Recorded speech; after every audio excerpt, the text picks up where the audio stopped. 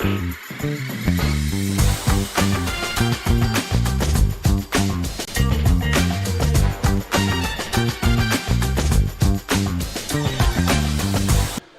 good evening, ladies and gentlemen. Welcome to Mount Pleasant High School here in Mount Pleasant, Tennessee. We're here at Tiger Stadium for a Region 5 tilt between the Mount Pleasant Tigers and the East Hickman Eagles.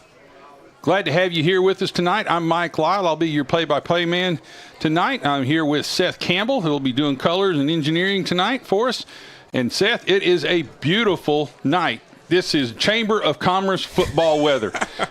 Yeah, we've seen that weather transition from we were sweating during the jamboree, and now we're I'm in a hoodie. We're kind of bundled up a little bit, but it's nice out there. You couldn't really ask for. I see a little fire someone's got going in the distance to keep warm while tailgating. This is a beautiful weather for football. This is the weather that you dream of as a football player. You know, it's cool, it's crisp. Mm-hmm. You're not going to get just overly hot while you're playing out there in your pads and stuff. Yet it's not so cold that your hands are going numb too. So big night tonight. Both these teams coming in under control of their destiny.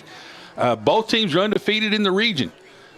We lost to Lewis County. I'm sorry. Take that back. You're right. We have one loss in the region, and East Hickman has no losses in the region. We're coming in with a record of 5-2 with losses to, like you said, Lewis County and to DCA. East Hickman's coming in with a record of 6-1, 4-0 in the region. And with their only loss being out of region against Henry County. Houston County, excuse me. So a big tilt here. The winner of this game basically is in control of the district or the region. And that's what we're fighting for. So East Hickman comes in here with an impressive team. They've got good size across the front. They are no frills wing tee, power, what we call a power wing tee team. You're going to see a couple of fullbacks off to one side and a tailback, and they're going to turn around and just try to out-muscle you down the field.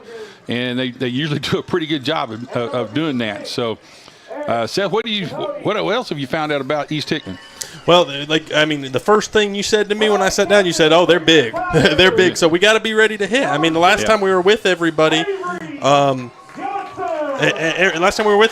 was a bad. You know, that night in Donaldson, it wasn't. We weren't competitive. We weren't in it, and we got to get off that. We got to get off this little 2-game losing streak, and we got to bring our A game and get another win. Yeah, it's going to be really, really important that we remember our techniques and stay completely sound. Looks like East Hickman is going to receive the ball. They're going to be lining up, as if you're on your screen, going to be lining up to our left, going to the right. Mount Pleasant's in their all-blue uniforms, white helmets tonight, and getting ready. This was senior night tonight, as being the last home game of the regular season. So they had their ceremonies before the game earlier, and it was a big night for a lot of people. Good crowd here to celebrate our seniors, and hopefully we can celebrate them with a win tonight, send them out on the home side. Still have 2 more games, but both of those are going to be on the road. Yeah, we're going to Hickman County next week, and then we finish in Loretto on Halloween night. Both of those big region games. Loretto, another team doing well in the region right now. And so 2 of our big challenges are still ahead of us. You know, we got tonight, and then we've got Loretto. And so we're in complete control of our destiny as far as the regional play, as far as regions and the playoffs and the seeding for the playoffs. But we're going to have to start tonight. Oh, yeah. Yeah, this is our last home game, like you said, of the year. And we can't – this 2-game losing streak, it doesn't feel good. You can feel it. I mean, the players are ready to get off of it. They're ready to notch another win, get back to their winning ways, and it's on us to do it. We're healthier than we were 2 weeks ago in Donaldson. A bit of good news that Avery Johnson will be back on the field for Mount Pleasant tonight. If you remember, he suffered a fractured arm in Summertown and was taken out of the game there. He's been able to get that rehabbed, and they're going to pad that arm up considerably. He's going to look like he's got a club on that arm, but they are allowing him to play with that. So evidently that injury was such that he was able to get that taken care of. So Getting him back in tonight was going to be big for our defensive backfield. So, and we were waiting for the Mount Pleasant Tigers to take the field here. Got the big fireworks show going at the moment. And again, as we were talking about region supremacy, region control here, maybe not supremacy necessarily, but region control. The loser of this game ends up so far in a three-way tie for second, and that's not a situation you want to be in. Is a big lump of teams in that regard. So, and Seth's over here rapidly typing away and doing away. Oh, yeah, I mean, evidently we got a message. Yeah, not an engineer by trade by any stretch, teacher by trade, learning on the go, and we're just evening out the audio for all of our listeners on 101.7 tonight. Right. We do want to welcome all our listeners on 101.7 WKOM. Glad to have you with us tonight. I'm sorry I didn't mention that earlier. So used to being on the live stream that we don't always remember that we're on the radio as well sometimes. So we're glad to have you guys with us. And we're getting ready here to get this game underway. Oh, yeah. Yeah, I mean, you stressed it, Coach Mike, but we got to get a win tonight. I mean, if there's – I hate to use the term must win, but after a tough loss here to Lewis County and the remnants of Hurricane Helene and then going to Donaldson and, quite frankly, getting our butts kicked in Donaldson, we got to come out. We got to hit them hard.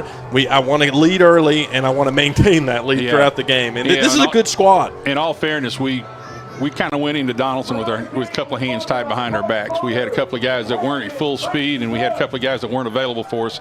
So that's kind of where we were with that game. We ran into a team, a juggernaut team. DCA, by all means, is a very, very good football team. And hats off to them, and good luck in the rest of their season. I don't know if we'll schedule them again. No. If it's up to me. We'll see. Again, you get better playing teams like that. Yeah, so. Yeah, iron sharpens iron. All right, Aiden Cochran is back deep. Gets the ball at about the 15-yard line, breaks to his right, and good tackle there at special teams by number 23, Braden Parrish. And Avery Johnson in there, making his presence felt quickly.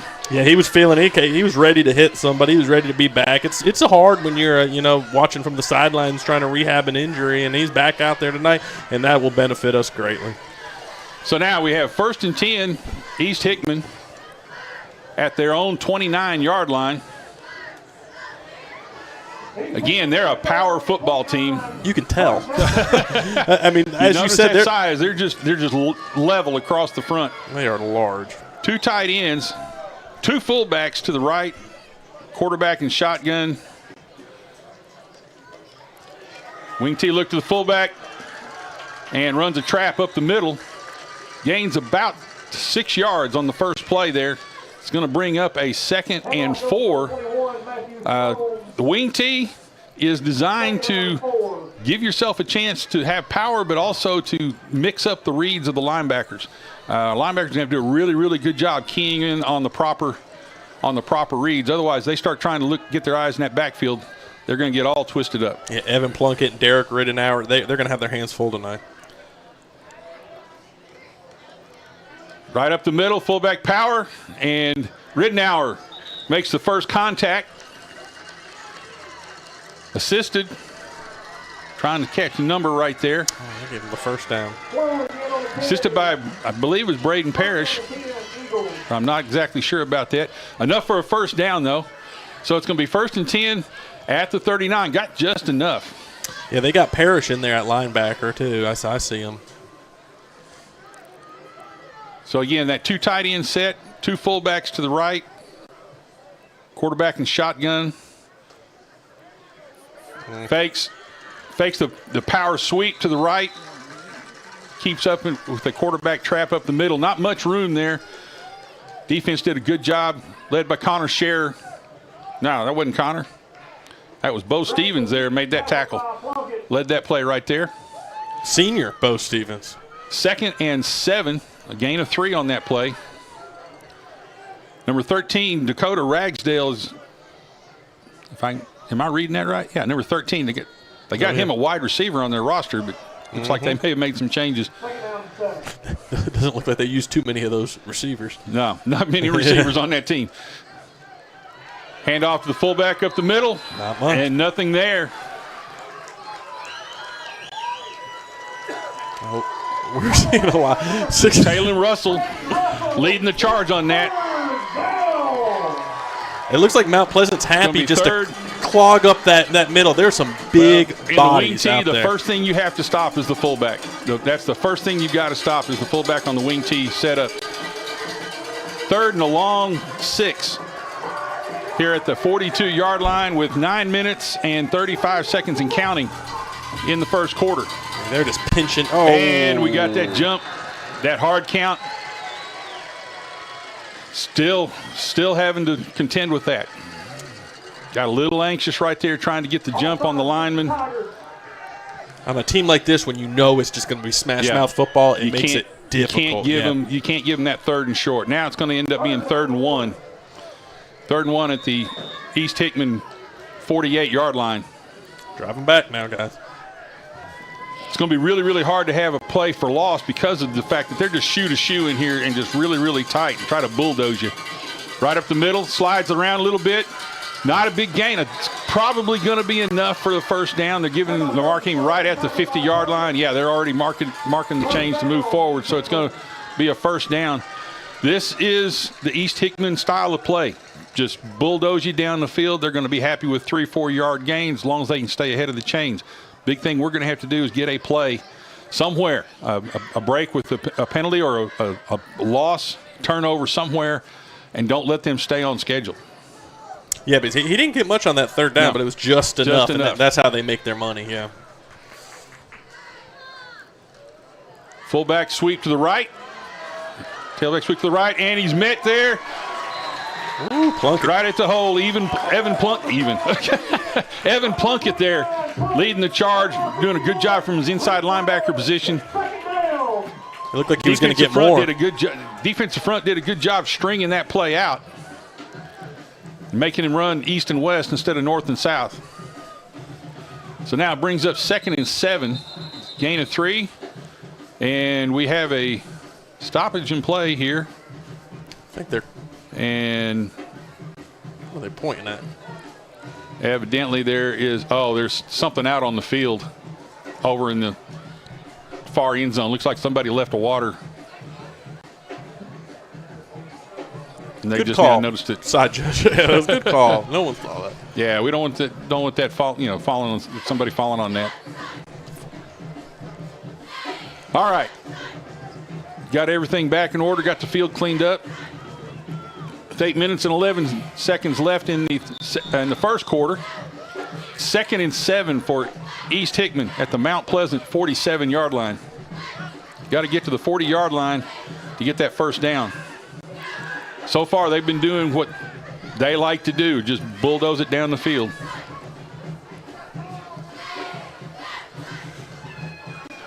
Fullback breaks through the first line. Dunn. Brought down by Carter Dunn after a gain of 7, right at 7 yards. Gets a first down right at the 40-yard line, and East Hickman keeps their drive alive here. No, again, they're not in any big hurry. Yeah, they're going to be time of possession monsters. Yeah. They're just going to chew up this game. Which seems a little different because if you look at their scores, they score a lot of points. I was looking. They scored 34 against Lewis County, 36 against Hickman County, 34 against Waverly, 43. Somewhere along the line, they got some breaks. Counter comes back at the middle and gets through the first line, gets away from, gets through our first line of defense and gets into the backfield, makes a big play.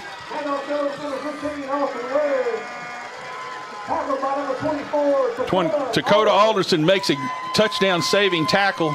We're taking a look at it right now, he gets the counter play, and we overshoot it just a little bit, and they wall us off. 1st and goal at the 7-yard line. Again, just a little tailback counter play.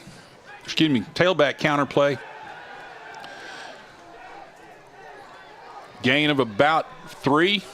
Brings up 2nd goal at the 3-yard line. Power play to the right side. Just pushing and pushing.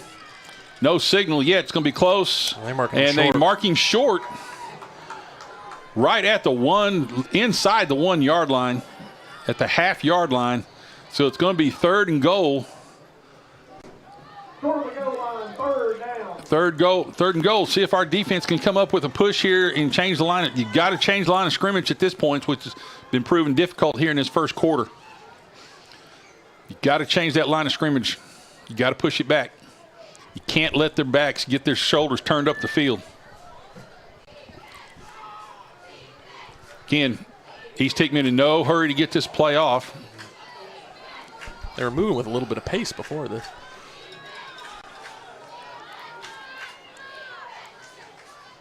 And quarterback counter play. Fakes. And he gets in, just barely gets in for the first score of the game. So East Hickman takes their opening drives 70 yards down the field in about 6 minutes and 15 seconds. Just methodically, Seth, that was just a methodical move down the field. They had one big play that was able to get them set up at 1st and goal at the 7. And we had them at 3rd down there before the offsides, too. I like that 3rd and long with this team. We gave them a break. All right, they're going for 2 here. And power play off to the right side, and it's denied by Mount Pleasant's defense. Yep. Tackled, led there by Evan Plunkett. Yeah. And as we learned against Lewis County, stopping those 2-point conversions, that can make a huge difference right now. So with 5 minutes and 46 seconds, East Hickman takes the lead off their first drive. We'll be right back after these messages. You're listening to the Front Porch Sports Network, WKOM 101.7.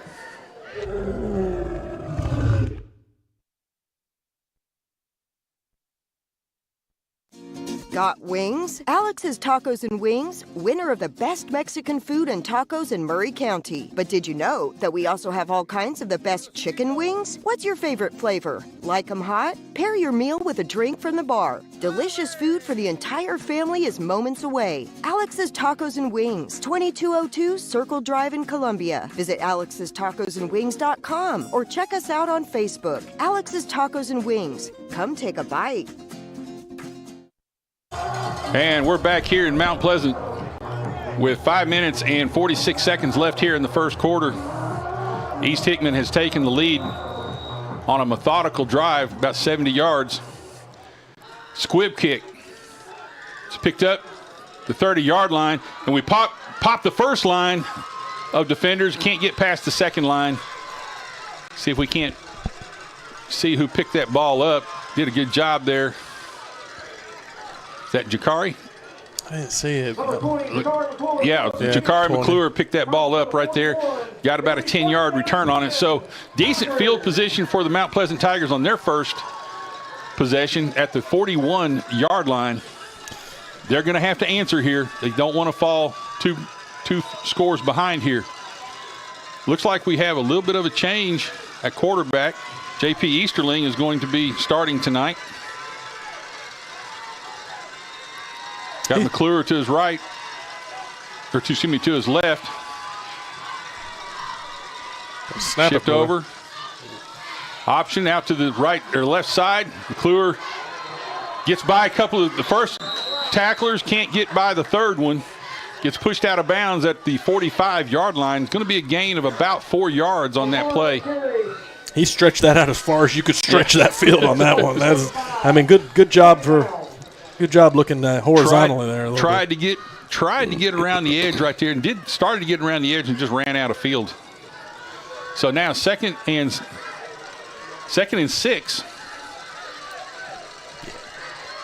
45-yard line. Got a bunch to the left, wide receiver right. Plunkett in the backfield. Motion to the right, or a shift over to the right, gets set. And fumble. Up the middle, and fumble. Easterling tried to fake it and follow up. And they're going to call that fumble. And East Hickman fell on the ball right there. We're going to see.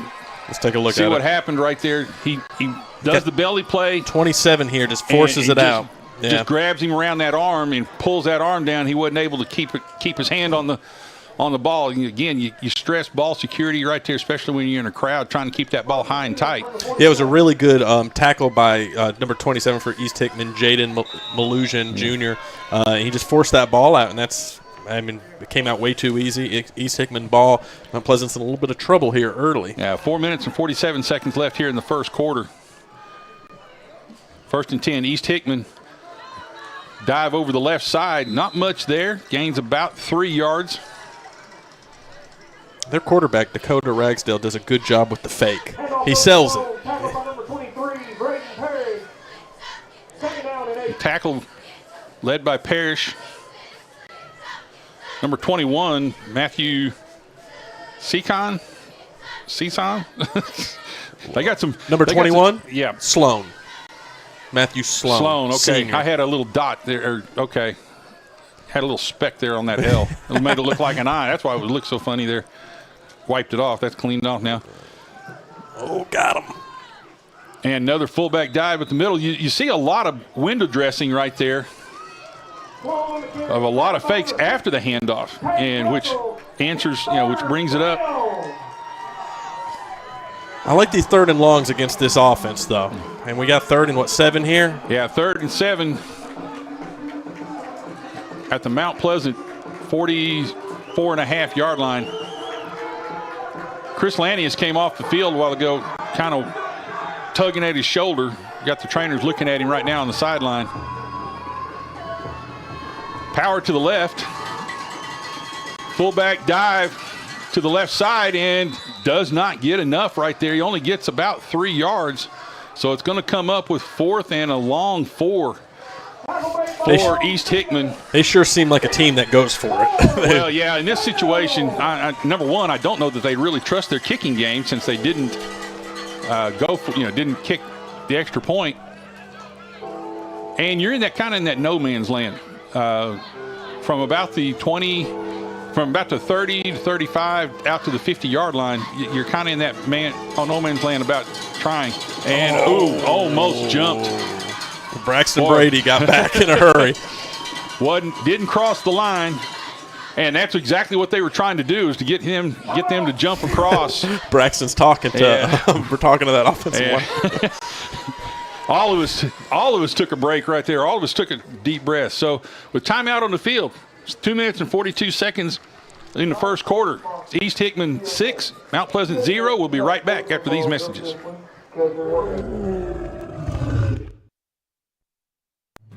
Hello, this is Rick Tillis from Tillis Jewelry. What is a full-service jeweler? Experienced staff, custom designers, in-house jewelry repairs, and beautiful jewelry. Yes, at Tillis Jewelry, we are passionate, knowledgeable, and committed to integrity. We strive to be the best in our community and in our profession. We build long-term relationships and become part of family traditions that will cross generations. We delight clients by providing an unparalleled selection, superior service, and exceptional value. Tillis Jewelry, we exceed your expectations. We're back here. Big play already early in this game. 4th down and 4 for East Hickman at the Mount Pleasant 42-yard line. No punter out there, is there? No punter out. So it looks like they're going to be trying to go for it here. I would expect some kind of counter play. They've been having some success with the power play. I would expect to try to play off of that, see if we overplay it. I wonder if they're in the business of a pooch punt. Not real sure about that. And again, they do have 2 wideouts for the first time in this game for East Hickman. Number 4 down here in the slot, Daniel Redden Sr. for East Hickman. He's a large man, large young man. And again, they may try to throw a little quick double slant right here.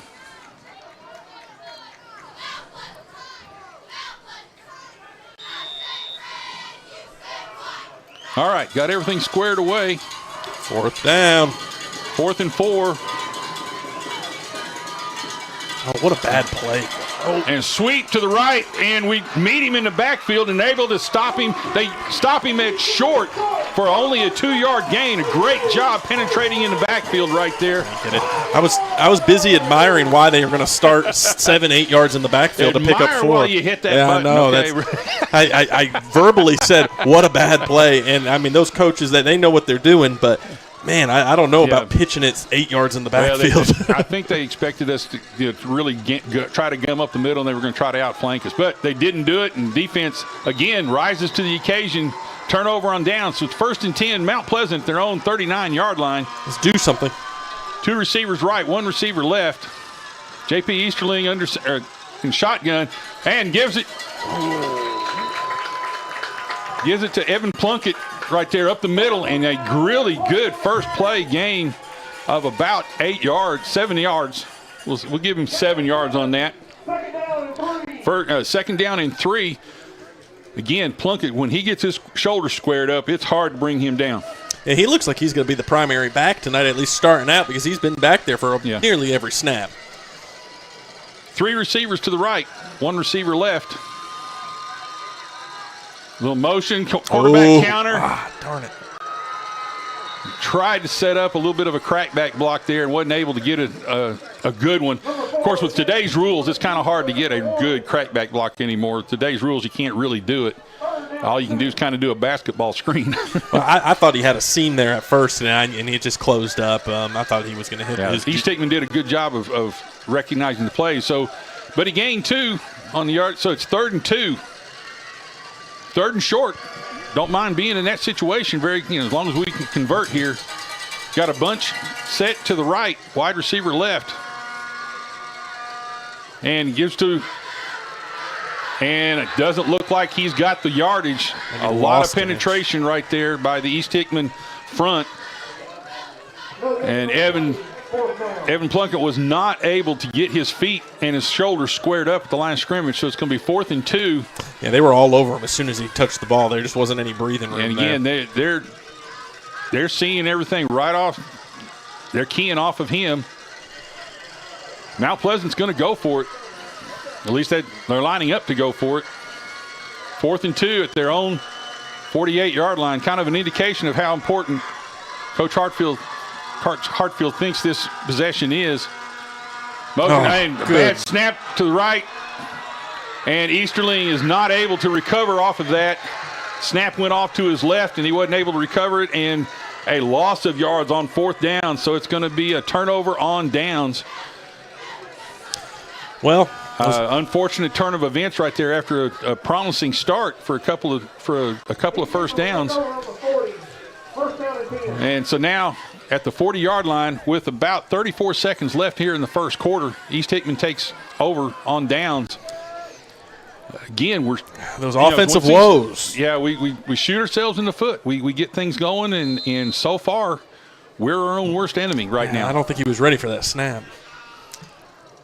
Power set to the right. And fakes the handoff, looks for a play action. A little wide open. Everybody bit up on the play fake. And he gets taken out of bounds at about the 1-yard line there. A really good play fake there by the quarterback. Drop back.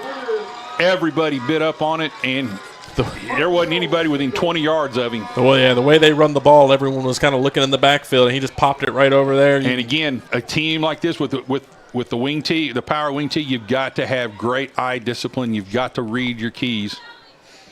I think that'll end the quarter, won't it, Coach? So, yeah, no, he got pushed out of bounds. Oh. I don't know why the clock's running. He got pushed out of bounds on that play. Not real sure unless the clock rules changed in high school. You are correct. He did get pushed out at the 1 down there. So. They're not going to get this play off before the end of the quarter, so it's going to be 1st and goal at about the 1-yard line. So at the end of 1, it is East Hickman 6, Mount Pleasant 0. You're listening to the Front Porch Sports Network and WKOM 101.7. We'll be right back after these messages.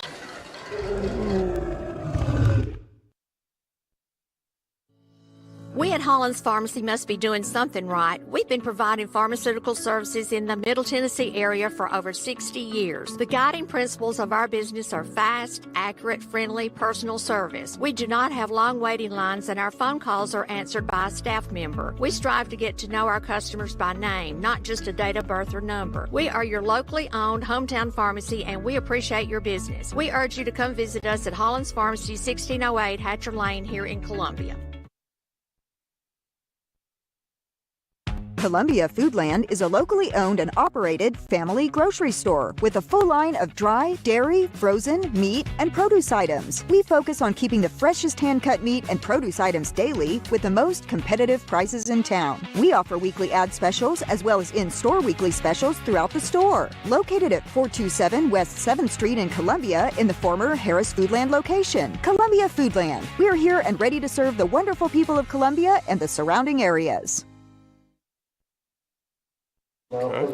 We're back. Here's the beginning of the second quarter. East Hickman knocking on the door again with first and goal at the 1 after a really nifty, actually a very nifty play. They faked a fullback dive up there, and I think all 11 players came up to stop the run against East Hickman, and quarterback pulled it out, dropped back a couple of steps, and had his receiver wide open up the sideline. You could see how they scored all these points all of a sudden. It's coming in the picture. It's starting to make a little sense. But that's, again, when you're playing defense against a power wing T team, you've got to have tremendous eye discipline in the backfield. You cannot get caught looking in the backfield and anticipating that play. And that's exactly what happened right there. All right, first and goal at the 1 yard line. Power set to the left. And quarterback takes it straight up the middle, tries to jump over, and no indication. They say about the ball. Ball went down. Looked like he might have gotten over it, but ball came down inside the 1 yard line. Heck of an effort. And again, a good job by the defense, making them play, get another snap. The more snaps you can make them take, the more something can happen. You never know what happens on this. Second and goal at the half yard line now. Now they got the power set to the right, halfback to the left. And he hands it off to the halfback going over the right side off that power set, and he gets it into the end zone. So with 11 minutes and 22 seconds here left in the half, East Hickman takes the lead, or extends their lead now to 12-0 over Mount Pleasant. And again, it looks like they're going to be going for 2 again to try to even this out to 14-0. Let's see if our defense can again rise up. Like you said, Seth, earlier, these extra points, if we can get our offense moving, these extra points are going to be huge. Yeah. I mean, bottom line here is our offense is going to have to score some points to win this game. I know that's like a nod comment, but and snap goes down and goes down between the quarterback's head, and again, good job. The defense holds on the 2-point conversion. So with 11 minutes and 22 seconds, it is the score. East Hickman 12, Mount Pleasant 0. We'll be right back after these messages.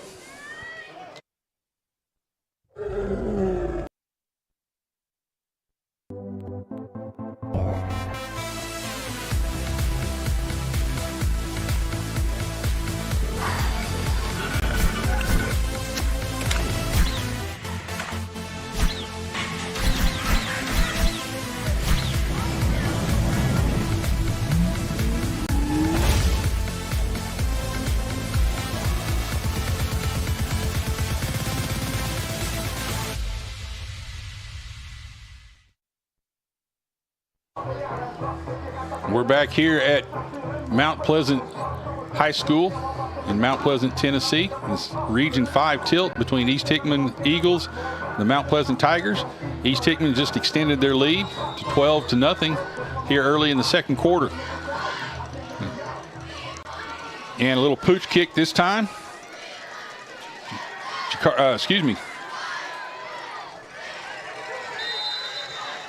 That time it was Avery Johnson that came up. No, I'm sorry, I wasn't Jay Avery. That was number 8. Jalen Smith came up, made the catch there. The 8s and 6s look similar from our vantage point. Yes. I thought it was Avery too. So it's going to be 1st and 10 again. decent field position for the offense at the 38-yard line. We've just got to get some things moving here. Yeah, it's imperative. Well, I mean, they have to find some kind of key to success on offense. Gotta get It's been a while. It's been a while. 3 receivers left, 1 receiver right. Straight drop back. Throws it deep from McClure, and he's got him open. He had a step on him, and he just threw it too far out of bounds. Jakari had a step on the guy covering him, and he sure did. Had the throw out there, but he just threw it too far out of bounds. That's one of the things you're told as a quarterback. You make sure it's either your guy or nobody, and that time he made sure it was nobody. Yeah, cheerleader. Unfortunately, now it brings up 2nd and 10, kind of puts us behind the sticks a little bit. It's a chance you take when you go for it on that. And there's going to be a stoppage of play, and the far side judge is bringing something to the White Hats' attention. Not real sure what the situation is. He didn't throw a flag. No flags, no timeouts. He's going to talk to the East Hickman sideline.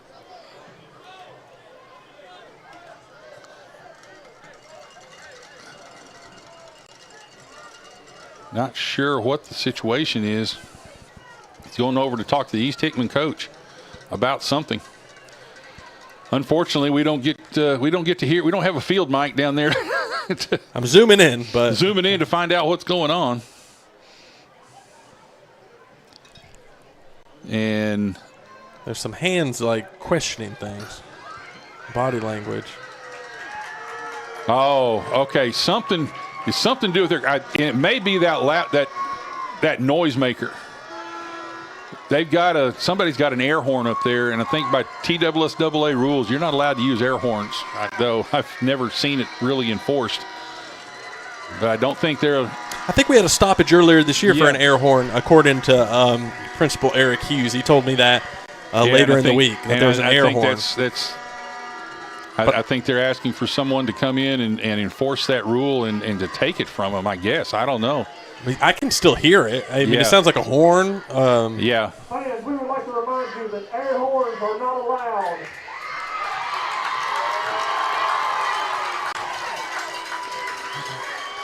The Mount Pleasant faithful they're anti-air horn. Well, I understand. That is a TSSAA rule. That is not that's not a house rule in a sense. That is a TSSAA rule, and this may be the first time it's been enforced against this team. It's been a rule for a long time, and I've just never seen it really enforced. All right, 3 receivers left, 2nd and 10, and a handoff straight up the middle and nowhere. Good night. Plunkett had 3 guys in his face as soon as he got the ball right there, and there had to be a gaffe, some kind of mistake made on the blocking assignments right there, because they came through untouched. The entire East Hickman line came through untouched right there. Very true. Very true. So lost a yard. So now it's 3rd and 11. And right now, Mount Pleasant's offense is really having a tough time getting on track. 2 receivers right, 2 receivers left. Roll to the right, immediately gets pressure, and he's hit as he's trying to throw the ball there. Number 10 and number 24. Number 10 for Andy Saksayason. One more time for us, Coach. One more time for the listeners on 101.7. One more time. And number 24, Nathan Hobbs. That's a little bit more traditional name. Putting pressure on J.P. Easterling, and he wasn't able to get the pass, step into the pass. So good play. 4th and 11. Good play for both of those young men. We just can't pronounce the one's name. Got Braden Case back to punt. Fake. And they have fake. Throws it to Easterling in the middle. He's got it. Got some room. He's got the first down at least. Good. A great play there. Case does a great job finding Easterling in the right flat. Easterling does a good job getting it up the middle of the field. You take a quick look at it right here.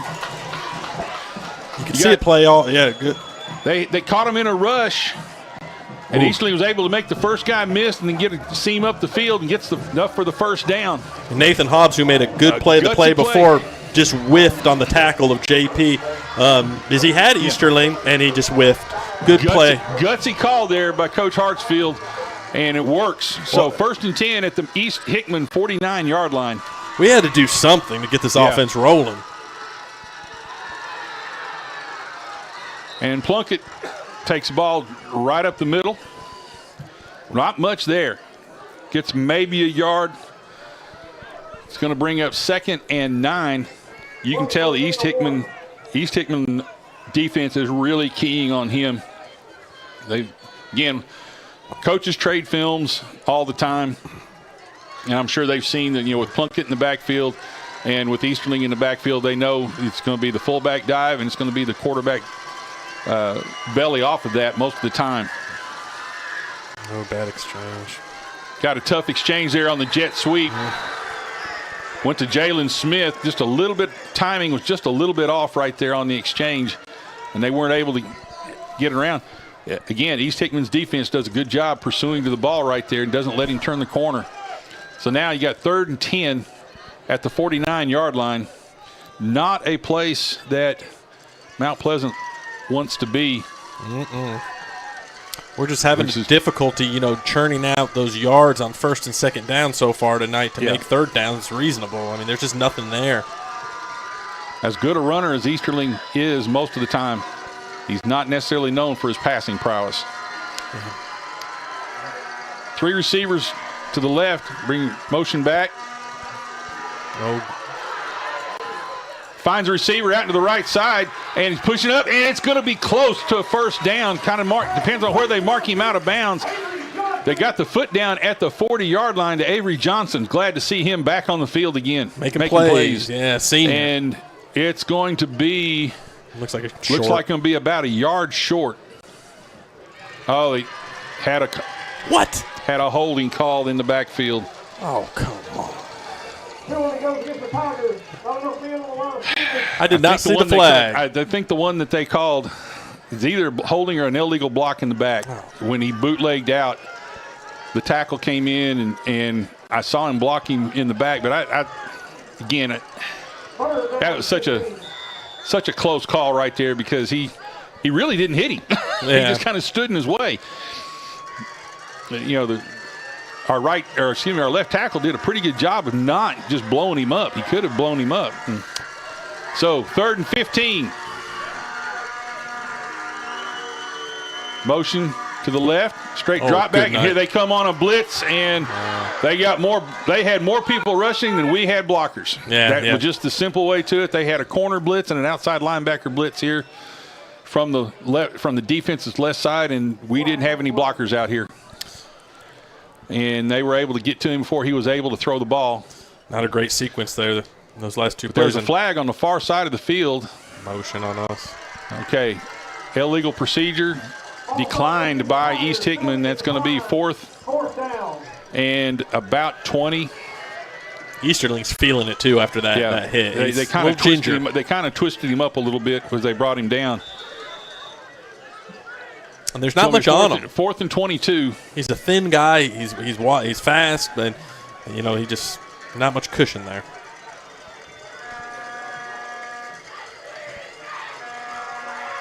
Mr. Case goes out to punt this time.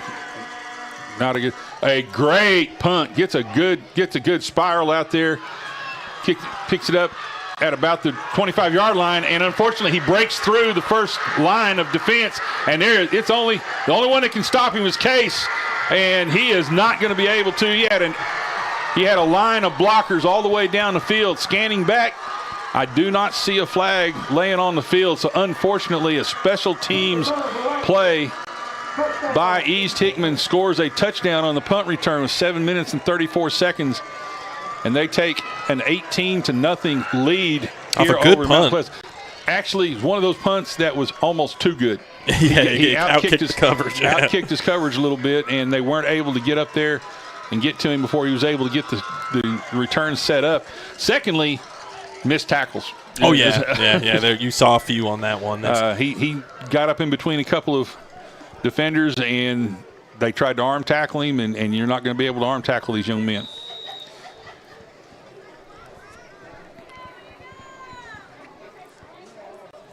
As has been their usual procedure, East Hickman lines up, power left for this extra point.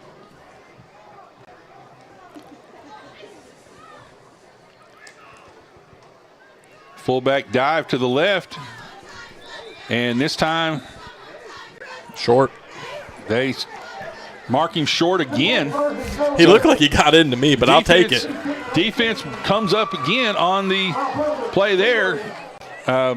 So 7 minutes and 34 seconds in the half. It is East Hickman 18, Mount Pleasant 0. We'll be right back after these messages.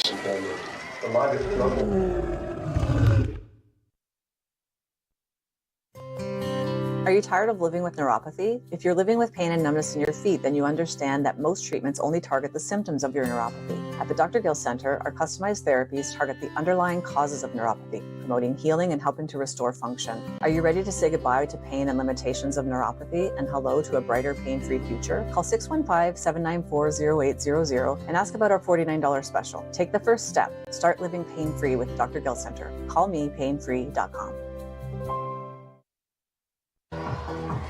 7 minutes, 34 seconds left in the half. East Hickman again extends their lead with a punt return of about 75 yards off of a pretty good punt by Case. Like we said, probably almost too good. And East Hickman's in complete control of the game at the moment. We have got to have some breaks go our way. Jalen Smith gets the ball at about the 30-yard line. Eases his way up to about the 39 or 40-yard line of Mount Pleasant on the return. It's not from a lack of good field position. We've had good field position all game. We just can't move the ball on a regular basis. We just can't get any rhythm on offense right now, and that's been the difference in the game. East Hickman has been able to punch in on their possessions. They're able to punch it in, and we haven't. Hey, if you think about it, the past several weeks, pretty similar trajectory with the offense, just no rhythm. We'll get it. Got a bunch set to the right, wide receiver left. McClure shifts back over to the left side now, evens up the set. Option to the right, to the left. And JP pitches it out to right, pitches it, is that to Plunkett or is that to? I think it was to McClure. McClure, that's McClure on that carry right there. So gain of about 5, pretty good gain on first down. Yeah, it looked like the Mount Pleasant fans here were looking for a flag the way he was dragged down, but they didn't get one. Now that's they're hoping for a horse collar tackle, but that didn't meet the criteria on that. 2 receivers right, 2 receivers left. Now they bring receivers over to make trips right. Pass up, pass out into the flat. That's a good block. Good block right there, and it's a foot race for McClure. Brought down the sideline by number 21, Matthew Sloan for East Hickman, but a really good job off the play action right there, getting McClure out in the flat. We see a good fake right there. McClure gets out in the flat, gets a really good block there by Avery Johnson, sets him up and gets him up the sideline there. So again, now we got to take advantage of the play of the situation and kind of shift the momentum here. 1st and 10 at the East Hickman 26-yard line. Oh, he's got quarterback sweep to the right. He's got a seam. Breaks through the first line of defense. Gets down to the 10-yard line. Now we had a good, well, unfortunately, got flag on the field. They're going to call us for holding. Let's take a look at it and see where. See if we can see that holding right there. Good tough run by Easterly. Yeah, sweep to the right. And where they mark it, where they had it was right at the 20-yard line. Yeah, Braxton Brady, maybe. Boy, that was ticky-tack. Yeah. If they called that one holding, we're going to have a long, long night the way these linemen are trained. Well, even on that little screen pass, I was worried because we both saw that block, and I was, come on now. All right, so 1st and 20 at the East Hickman 41-yard line. Unfortunately, puts us behind the sticks again. Fumbles the snap. Gets a seam up the middle, gets past the first. A good, tough run there by J.P. Easterling. Angry run. And gets about 8 yards, 7-8 yards on the play. So it's going to be 2nd down and 13. Good, tough little run up the middle right there. Makes the first man miss, gets through the first line of defense, and gets into the second deal. Yeah, he ran through an arm tackle there and just, for his size, that was an angry run. So 2nd and 13, still kind of behind the sticks. You got to have another big play right here. We got trips to the left. Jakari McClure down here to the right. Sits up. Oh no.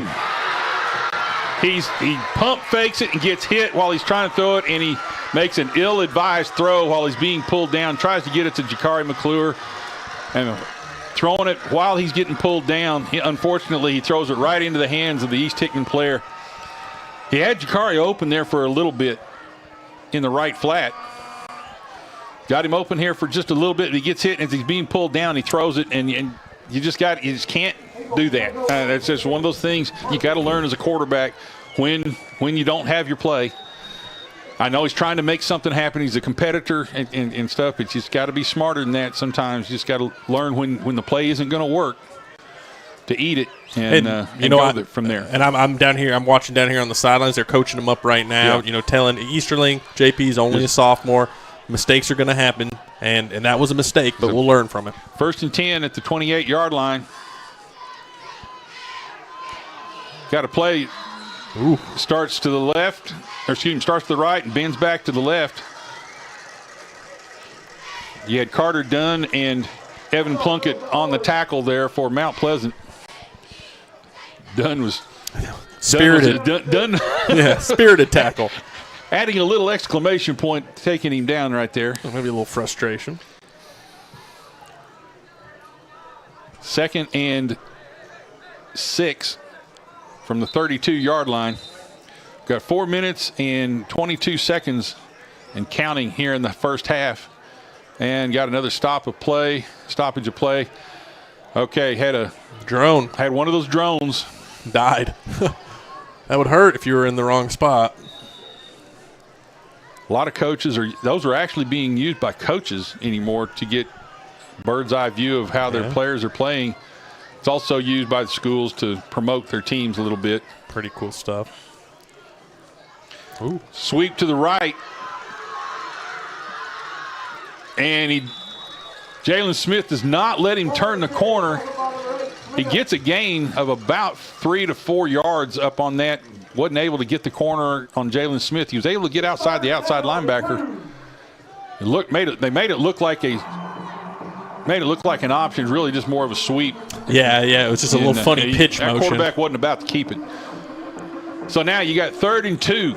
A big play here for the defense to try to stem this offensive push here by East Hickman and get the momentum back for Mount Pleasant. Quarterback counter to the right, and it's going to be close, and it looks like they're going to get the first down on that. Yeah, they're going to go ahead and move the chains here, so they get the first down at the East Hickman 39-yard line. Good hard run. He put it right up the gut and got it. Quite frankly, for a defensive coordinator, this is a very, very frustrating type of offense to go against. They're shoe to shoe in there. They're good size. They come off the ball well. It's just hard to move them. Aside from one play, I like how our defense has reacted tonight. It's tough. I mean, it's just one of those things. Play action pass. He throws a pass, and this time, he got that. He caught that in between double coverage right there. Did he catch He had Jalen Smith turned around, and Jalen never saw the ball coming, and he caught that ball for a big gain. We got it on replay. The angle's not the best, but I got it. When I see this team's passing, I got to zoom out real quick, but I didn't think he had a prayer fitting that in there. Yeah, play action pass sets up, and this time we're in pretty good position. Yeah, too. And he was just able to turn back on it. It's one of those things he kind of underthrown, and the receiver saw it before the defensive back did. Yeah, 2 Tigers right there. But good play there by their receiver, so it's 1st and 10 at the Mount Pleasant 40-yard line. East Hickman on the drive again. Power to the right. Handoff to the right. This time he does get the edge. Good tackle. Good open field tackle there by the safety. Trying to see. That's 22. That was Carter Dunn on that tackle right there. Running the alley. Good job keeping it from being bigger than it was, because he did get the edge that time. It's going to be 2nd and 3 after a gain of 7. 5 minutes, 20 seconds and counting. This team knows how to kill a clock. They are methodical. Power set to the right. And reverse, inside reverse right there, and Mount Pleasant sees it. That time, Braden Parrish, and trying to see who else on that play. Damani Ferris was in there a little bit too. Antonio Woodson, hey, senior. I think, was in on that play. Mount Pleasant senior. So 3rd and 3. Again, the defense has a chance to make it, stem the tide right here. See if they can rise up to the occasion. Power to the right. 2 tight ends power to the right. Fullback dive right behind the play, and they just bulldoze him to a first down right there. Again, a very, very frustrating type of offense to coach against. When I was defensive coordinator here 20 years ago, we'd run against teams that did this, and it just drove you crazy. Who was the best team at this type of offense back then? A lot of times it was Moore County. They would just get shoe to shoe. They had big, again, like East Hickman, big, ran this wing tee, power wing tee, and they just try to bulldoze you down the field. Okay, roll to the right. Gets up under the pass rush. Good rush there, and it's intercepted by Mount Pleasant. Number 23, Braden Parrish, gets the interception. Good Connor Scherer and the defensive front, Braxton Brady, and them get good pressure on the quarterback. He rolls to his left. Dakota kind of flushed him out. Flushed him, gets him underneath, and makes him throw it short. So there is the turnover that we're needing right here. See if we can get something going here in the end, right at the end of the half. We got 58 seconds left here in the first half. Do we really have 58 seconds? Yes, 58 seconds left in the first half. I thought we had a couple minutes. Yeah, time flies when nobody's throwing it. Trips to the left. Low snap. And Hicks Make a pass play out here. Got some space. Gets a little bit of a block out there. Number 6. Avery. Number 6, Avery Johnson, gets a 11-yard gain off of the hitch, off the tunnel screen. Not the tunnel screen, it was the hitch screen. Clock is running now. Got to get set up. And you get hurried up, get set. We'll take it. Trips to the right. Some confusion. Sets up, rolls to the right. Throws it out in the flat here to Jaden McClure, and a little bit over his head. Probably a good thing, because number 8 there for East Hickman, Drake Cole, was right on McClure's hip and probably would have made the tackle.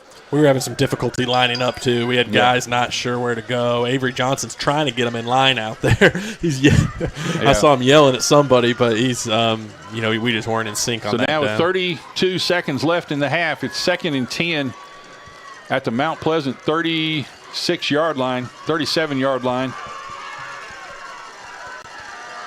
Trying to get some momentum here, trying to make us get on the board here in the tail end of the first half.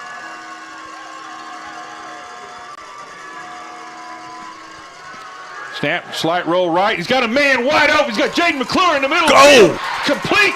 Got it. And he makes a cut. And it's a foot race to the end zone. Oh, come on. He's able to get around him. And he gets it.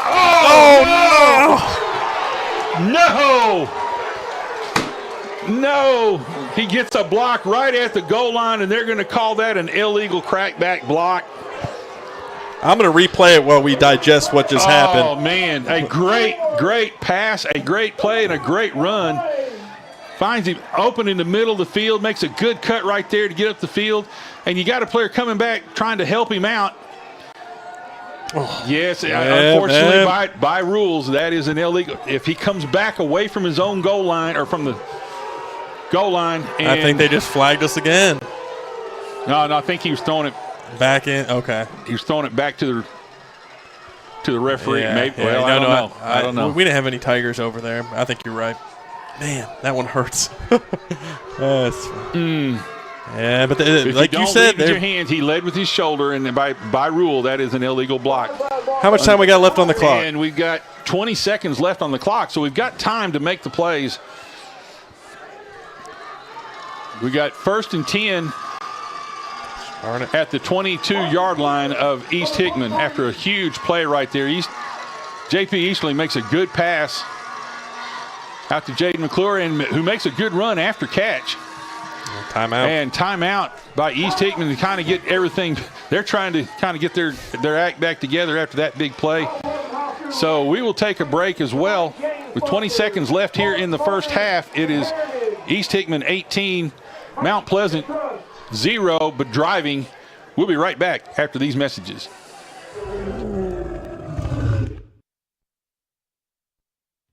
Office space available in beautiful downtown Columbia. Kennedy Broadcasting Company, WKRM and WKOM, has 3 offices for rent in its downtown building. Each office is approximately 18 by 18, and each includes a closet-type storage area. Included are utilities, Wi-Fi, and communal break area. Contact Station Manager Clayton Harris at 931-626-3131. And we're back here after a huge play by the Mount Pleasant offense to get down into scoring area.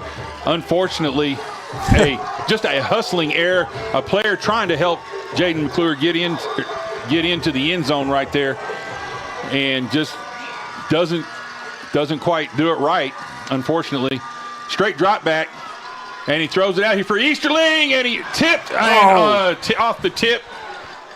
And they've got an interception at the 5-yard line, just a little bit high for Avery Johnson, and he could not quite bring it down and on the tip.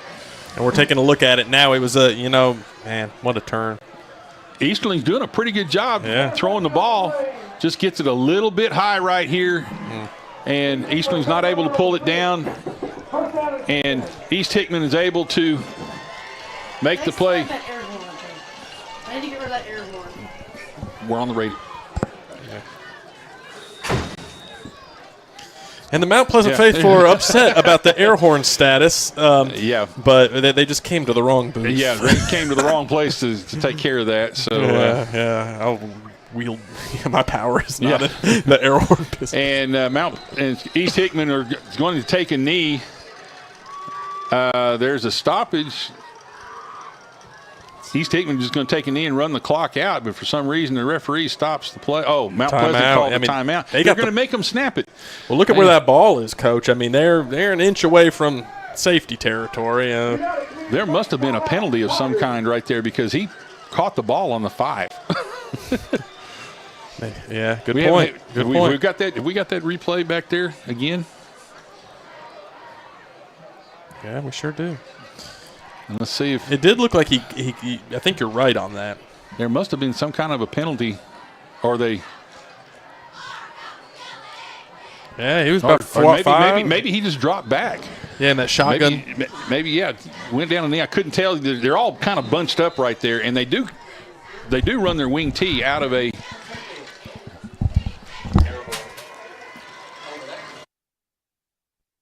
They do run the shotgun. They do run their wing tee out of that shotgun, so that he may have been back there just that close. So. Yeah. Well, maybe we can cause a little unforced error here. Maybe get them down in the backfield because this does put them in a precarious situation. They really can't fall on it. They can't take a kney here. With 9 seconds left, roll out for an incompletion. Again, it's one of those things. You make them take another snap. Yeah. You never know. You never know what's going to happen. You got to make them take a snap. See what goes on. We saw some. Yeah, that offense came alive for us a little bit there. Unfortunately, again, trying to make a play. Dakota Alderson Steps across the neutral zone, and that gives them the space that they need to take a knee. And just pre-snap penalties. That's been our Achilles heel all season long.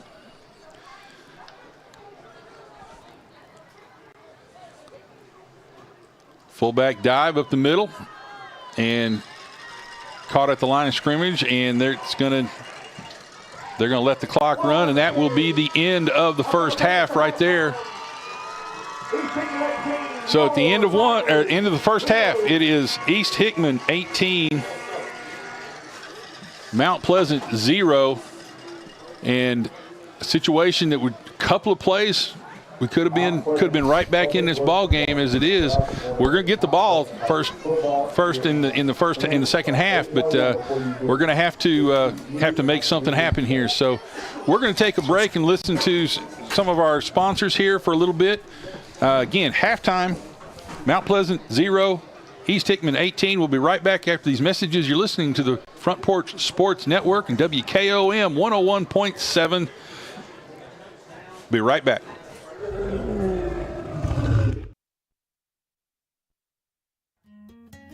This is Hal Landers, owner of Landers Insurance Agency. We are an independent agency representing the famous Erie Insurance Group. Landers Insurance Agency has been committed to providing great rates and great service since 2002. Whether it's home and auto or business or life insurance, we've got you covered. 24/7 in-house claim service, we've got that too. Visit Landers Insurance at 514 North Garden Street, Columbia. Call us at 931-380-2003. Our website is landersinsuranceagency.com, and follow us on Facebook and Instagram.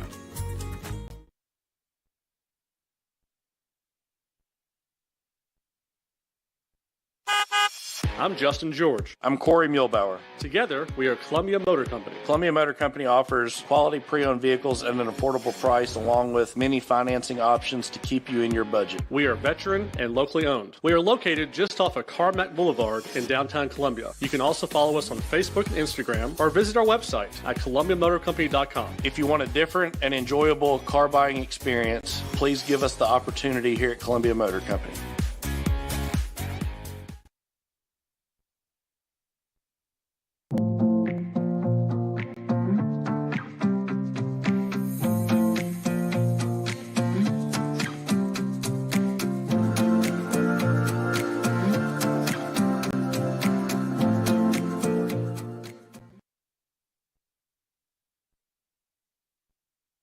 Mezcal Cochina Mexicana. Delicious food and amazing service at an affordable price. Mezcal Cochina Mexicana. Located off of Nashville Highway in Neapolis, near Spring Hill High School. 2504 Care Lane. Authentic Mexican cuisine. Full menu. Family dine-in. Takeout. Delivery. Offering the best cocktails in the area. On the rocks or frozen, pair your meal with our famous margarita. Don't forget, Mezcal Cochina Mexicana for your next meal. Check us out on Facebook. Visit Mezcal Cochina Mexicana today. Proud supporters of the Front Porch Sports Network.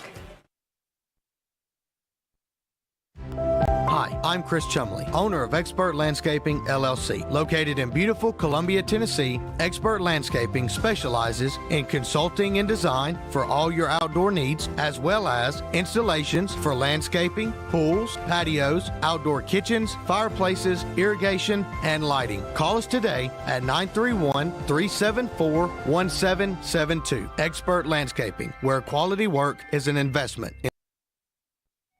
Hello, I'm Rick Whitley. And I'm Daniel Pollard from Jones & Lang Sporting Goods. We would like to take this opportunity to thank all of you for the many years of support. Since 1966, Jones & Lang has been locally owned and operated and supplying teams from T-ball to college. Stop by and see what we can do for you. We offer a wide variety of services from silk screening and embroidery to our custom trophy and awards department. We're open Monday through Friday, 8 to 5, and Saturday, 9 to noon. Remember, Jones & Lang Sporting Goods, the look of a winner.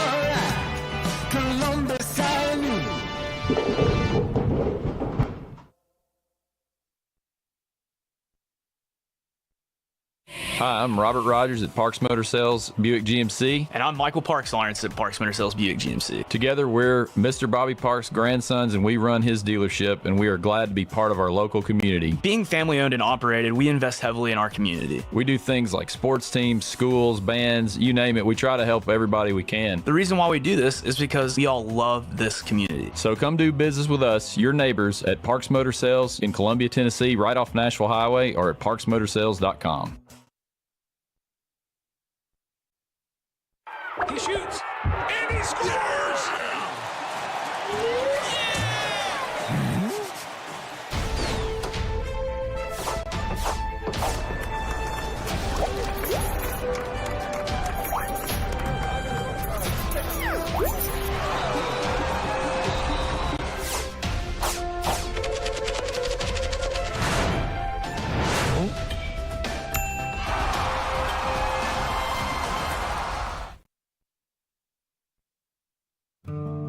Hi, I'm Matt Perales, manager of Murray County Equipment. We help you with all your agriculture and construction equipment needs. We carry a full line of New Holland tractors from compacts to high horsepower. We have a full line of gravely mowing equipment. We also have New Holland construction equipment, attachments, and accessories for your tractors and a complete parts department. We are locally owned and operated. Come see us at 1075 North James Campbell Boulevard or learn about us on Facebook or contact us at 931-490-8183.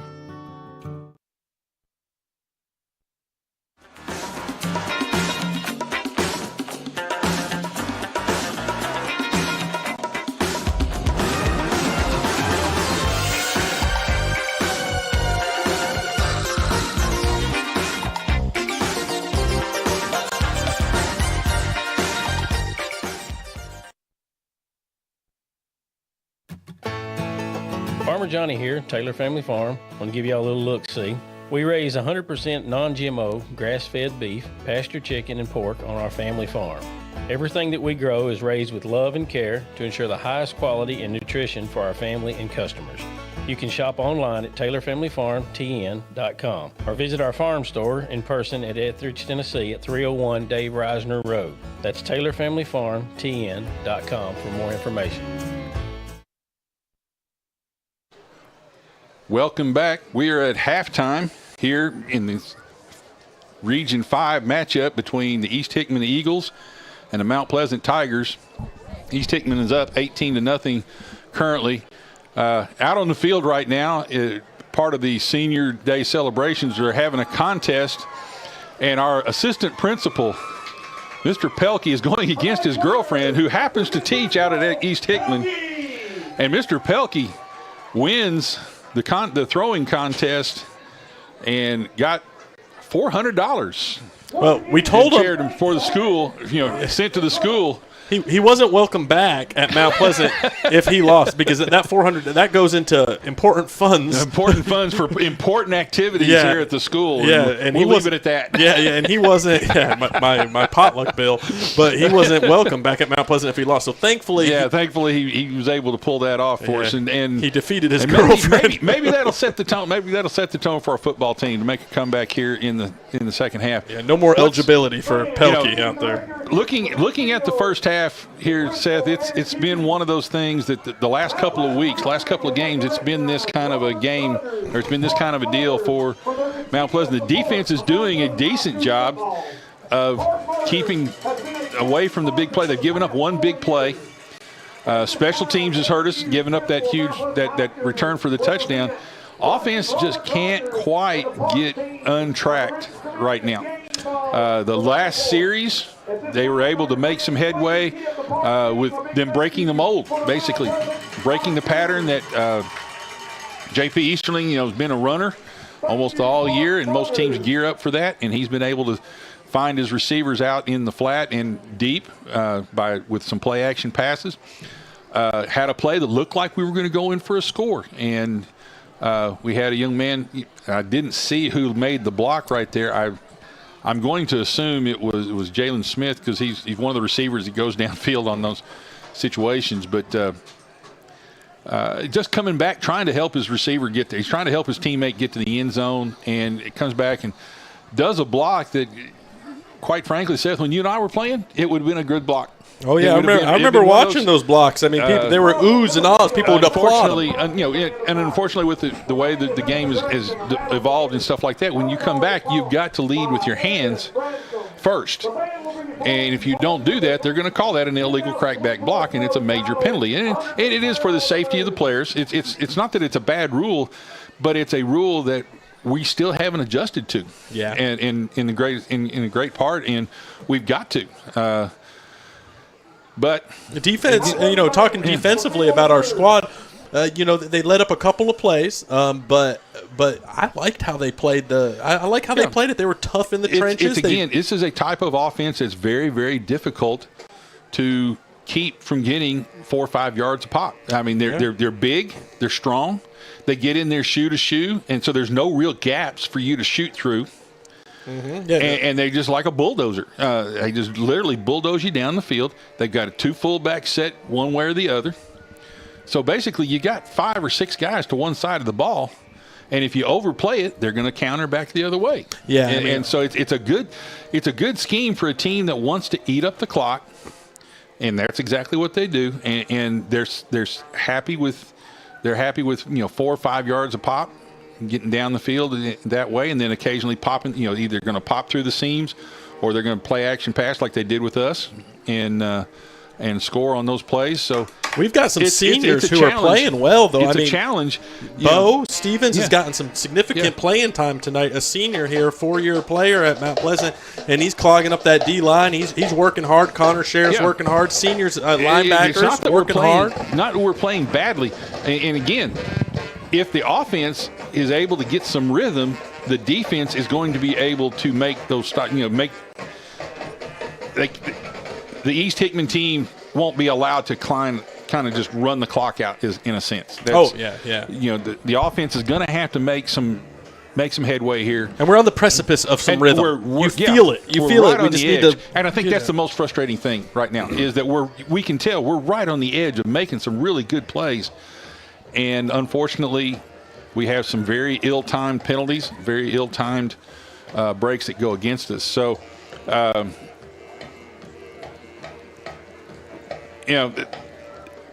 defense is going to have to keep doing what the defense has been doing. Make them, try to get them in 3rd and long. And we'll try to get set up. And offense has got to come out and make something happen. That's just the bottom line. The offense is going to have to make something happen here. So, as is our usual custom, Seth, you were able to go talk to a senior. Yeah, I got some time this morning. I talked with Bo Stevens, like I said, 4-year player here at Mount Pleasant, and coincidentally, Bo has gotten some significant playing time tonight because he's a larger young man and he's doing a great job on that D-line working it. So let's listen to Bo and his Mount Pleasant journey.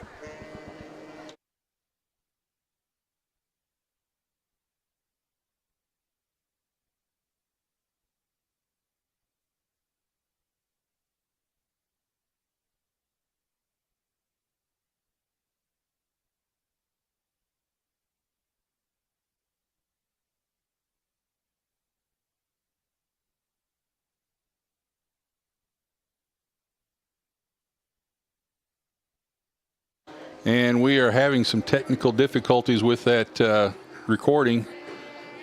We think we may have it figured out now. Sorry there for the dead space. But again, our crack engineering team here trying to get this set up. And unfortunately, it doesn't look like we're going to be able to bring that interview to you. So well, I'll give you just kind of a synopsis of what me and Bo talked about. Is Bo, 4-year player here at Mount Pleasant. We try to feature a senior every week, and his highlight of his time, and you're going to find this really odd being coach.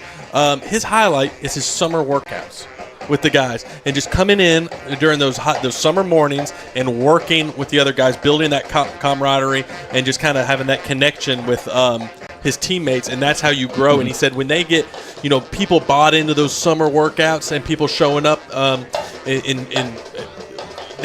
it benefits you on Friday nights. And I mean, we know that, but to come from a senior, come from a high schooler, I just thought that was pretty cool. That was Bo's lasting memory of. Usually, those memories there are kind of the summer workouts were almost, we knew, it's a benefit. It's something you need to do to be better, and if you're successful about it, you get excited by it.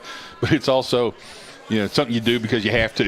Yeah, I remember 8 a.m. weightlifting sessions in late May. In summertime and stuff. That's neat. That he holds the camaraderie, the time with them doing the work. So. Oh yeah. We're going to take another break here and listen to some of our great sponsors. Again, we're at halftime. East Hickman 18, Mount Pleasant 0. You're listening to the Front Porch Sports Network, WKOM 101.7. We'll be right back after these messages.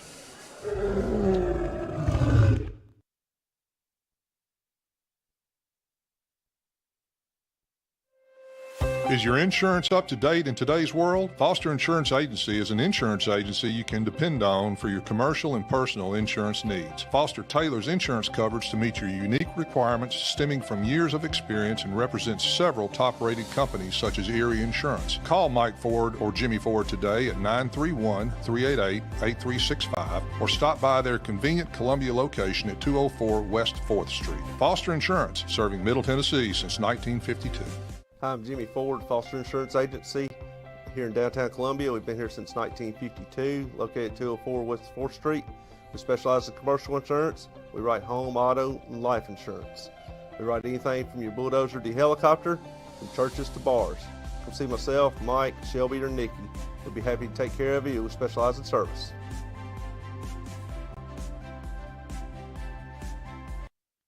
Some people are just obsessed with their lawns. They'd cut their grass with a pair of scissors if they could. Thanks to Gravely, they don't have to. You see, Gravely makes not only the best built and most comfortable lawnmowers, they also leave your house looking like a doggone country club. So whether you're a commercial landscaper wanting the best or just a perfectionist homeowner, you can't do better than a Gravely. See our full line of Gravely products at Murray County Equipment, 1075 North James Campbell Boulevard in Columbia, Tennessee, or check us out on Facebook. Got wings? Alex's Tacos and Wings, winner of the best Mexican food and tacos in Murray County. But did you know that we also have all kinds of the best chicken wings? What's your favorite flavor? Like 'em hot? Pair your meal with a drink from the bar. Delicious food for the entire family is moments away. Alex's Tacos and Wings, 2202 Circle Drive in Columbia. Visit alexstacosandwings.com or check us out on Facebook. Alex's Tacos and Wings. Come take a bite. Hello, this is Rick Tillis from Tillis Jewelry. What is a full-service jeweler? Experienced staff, custom designers, in-house jewelry repairs, and beautiful jewelry. Yes, at Tillis Jewelry, we are passionate, knowledgeable, and committed to integrity. We strive to be the best in our community and in our profession. We build long-term relationships and become part of family traditions that will cross generations. We delight clients by providing an unparalleled selection, superior service, and exceptional value. Tillis Jewelry, we exceed your expectations. We at Holland's Pharmacy must be doing something right. We've been providing pharmaceutical services in the Middle Tennessee area for over 60 years. The guiding principles of our business are fast, accurate, friendly, personal service. We do not have long waiting lines, and our phone calls are answered by a staff member. We strive to get to know our customers by name, not just a date of birth or number. We are your locally owned hometown pharmacy, and we appreciate your business. We urge you to come visit us at Holland's Pharmacy, 1608 Hatcher Lane here in Columbia. Columbia Foodland is a locally owned and operated family grocery store with a full line of dry, dairy, frozen, meat, and produce items. We focus on keeping the freshest hand-cut meat and produce items daily with the most competitive prices in town. We offer weekly ad specials as well as in-store weekly specials throughout the store. Located at 427 West 7th Street in Columbia in the former Harris Foodland location. Columbia Foodland. We are here and ready to serve the wonderful people of Columbia and the surrounding areas.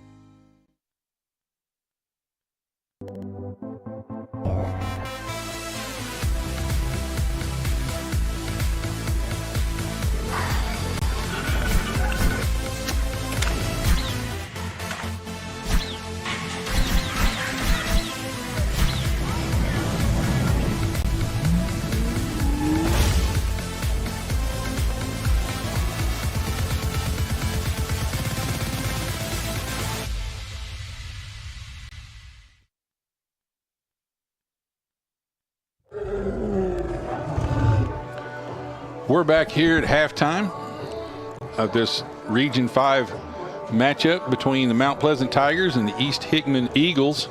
Right now, East Hickman's got the advantage, 18-0 over Mount Pleasant. And again, we've talked a little bit about what's going to happen in this second half for Mount Pleasant. The offense is just going to have to get themselves going, and that's the bottom line. They've got to find a rhythm. They've got to get a couple of drives, get a couple of scores, get themselves back in the game, get some momentum back, and then let the defense possibly, again, hold them and play for that last minute. Just take your time. You don't have to go out of your offense here. If you go in, you stay within your offensive scheme. 18 points can be scored in a half, and 18 plus actually. So you got a good chance to get something done here, but you can't let them get ahead. You can't really let them score another touchdown without you at least answering. Absolutely. I agree, Coach. Tell us some scores from around the region. Okay, looking around the couple of regions here, some of our listening audience, especially those with the 101.7, we're going to include some of the people, that some of the teams that they might be interested around the area. Giles County is up on Community 21-0 here in the second quarter. Lincoln County is down to Cookeville. They're behind Cookeville 10-7. And that game is at halftime. Tullahoma 25, Warren County nothing at halftime. Columbia is up big on Franklin County 27-0 with 1:35 left in the second quarter, at least on this report. Eagleville and Loretto not a score sent in on them yet. Moore County and Huntland playing each other. That score hasn't been sent in yet. Of course, we got our game here.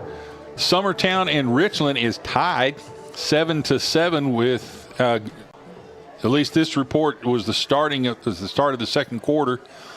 Shelbyville up on Lawrence County 21-7 at halftime. And there's no score reported yet from Hickman County and Waverly. For some possible interest scores from around the area. Brentwood 7, Centennial nothing in the second quarter. Independence 27, Fairview nothing at halftime.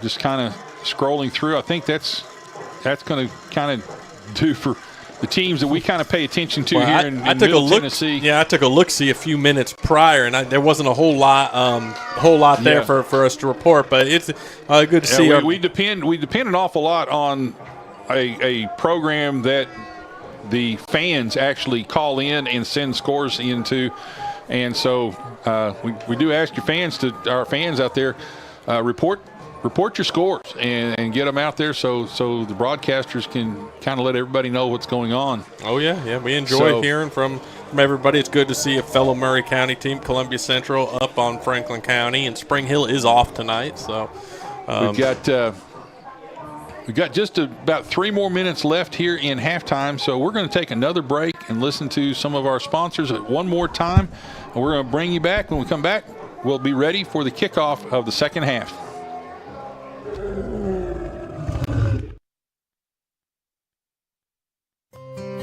Are you tired of living with neuropathy? If you're living with pain and numbness in your feet, then you understand that most treatments only target the symptoms of your neuropathy. At the Dr. Gill Center, our customized therapies target the underlying causes of neuropathy, promoting healing and helping to restore function. Are you ready to say goodbye to pain and limitations of neuropathy and hello to a brighter, pain-free future? Call 615-794-0800 and ask about our $49 special. Take the first step. Start living pain-free with Dr. Gill Center. Call me painfree.com.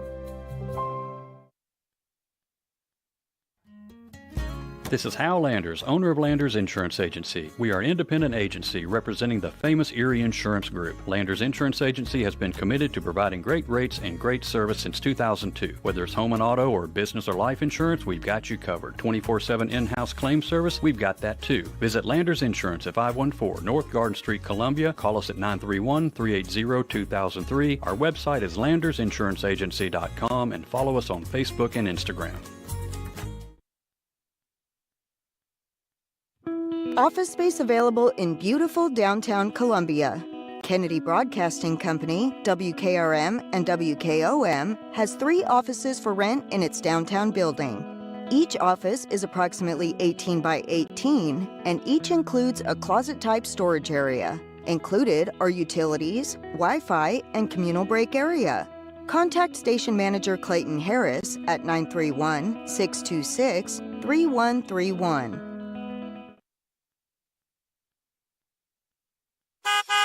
I'm Justin George. I'm Corey Muehlbauer. Together, we are Columbia Motor Company. Columbia Motor Company offers quality pre-owned vehicles at an affordable price, along with many financing options to keep you in your budget. We are veteran and locally owned. We are located just off of Carmack Boulevard in downtown Columbia. You can also follow us on Facebook and Instagram, or visit our website at columbiamotorcompany.com. If you want a different and enjoyable car buying experience, please give us the opportunity here at Columbia Motor Company.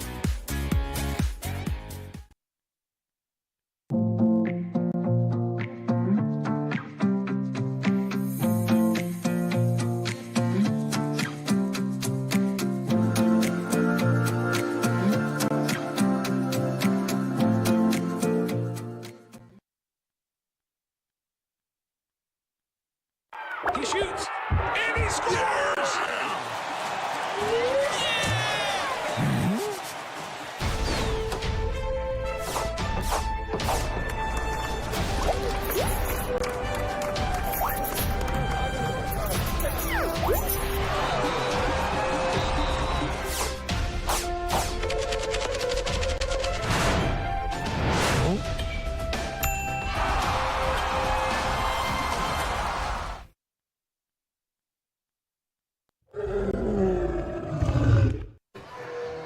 And we are getting ready here for the second half kickoff in this Region 5 matchup between East Hickman High School Eagles and the Mount Pleasant High School Tigers. At the moment, East Hickman's the one is the team in control of the situation. Mount Pleasant's going to have to do something to change the momentum and get this and get themselves back in this game. They're going to have a chance here. They're going to receive the kickoff here to open up the third quarter. So they're going to have that chance to get that score back and to get them back into with at least 12. If they can get that touchdown and get at least 12, get back within 12, possibly 10 points with a good drive and maybe a big return here. Going back deep for Mount Pleasant is number 22, Carter Dunn. Number 4, J.P. Easterling, and number 8, Jalen Smith. Midline is number 20, Jakari McClure. Number 28, Hunter Holt. And I believe that's number 6, Avery Johnson at the second line there. And East Hickman's lined up, ready to go, and Here we go for second half. Little pooch kick in the middle of the field. Holt catches the ball at about the 35-yard line, gets about 5-6 yards up the field. It's tackled around the 40-yard line. So it'll be 1st and 10, Mount Pleasant on their first possession of the second half at the 40-yard line. Yeah, we got to find that rhythm like we've talked about. Find a little rhythm, maybe another pop play, get this ball in the end zone, all new ball game. Let's Again, do it. we can stay within our offense, stay within what we do best, and just make it count. Oh, yeah, yeah. We've seen the potential tonight. We've seen it flash. We just got to stay ahead of schedule on the sticks. Yeah, do not fall behind the sticks. Low snap. Easterling picks up the ball. And, again, a good, hard run. Brought down that time by number 47, Luke Fisher, for East Hickman. But a good first down run there, even off of a bad snap. I've been impressed with Easterling tonight. Brings up 2nd and 3. Got a gain of 7 right there.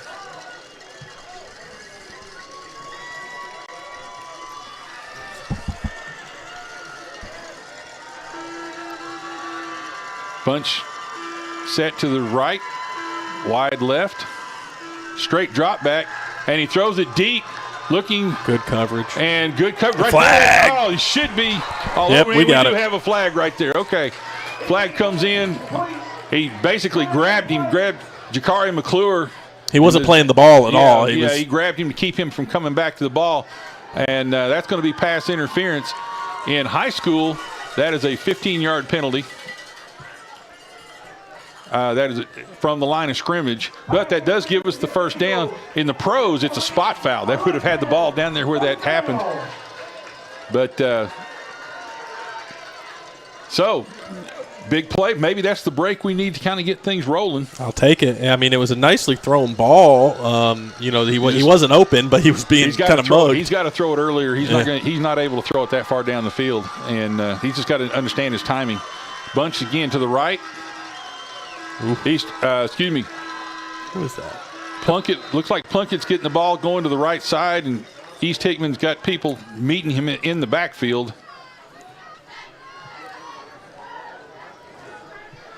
Number 10, that favorite name, Andy Sisayasung.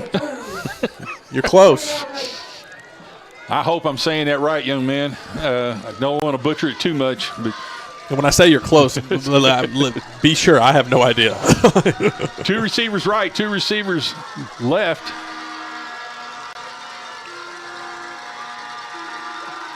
Got Plunkett to Easterling's right, or excuse me, to his left. Fakes the dive. He's got blocker. Gets Jaden outside. He gets to the edge, and it's a foot race to the end zone, and he gets pushed out of bounds close to the 5-yard line. A really good job. Fake the dive inside and throws it out in the flat. Puts him in motion right there. Gets him set up to trips right there. Fakes it. Gets set, throws it out here, gets a really good block by the 2 wide receivers on that screen. They both throw their hands up. Yeah, not me. Up this time, and did a good job giving him that edge. And so now, Mount Pleasant pushing the ball down the field, 1st and goal at the 5-yard line. See if they can finish this out. Bunch set to the right. Got Plunkett to Easterling's left. Straight dive, and he goes into the end zone untouched for the touchdown. Just a really big hole right there. And take another look at that. Just a really great job by the middle of the Mount Pleasant line. How long was he touched? No, he was not touched till he gets to the end zone. Good seal right there. And so Mount Pleasant elects to go for 2.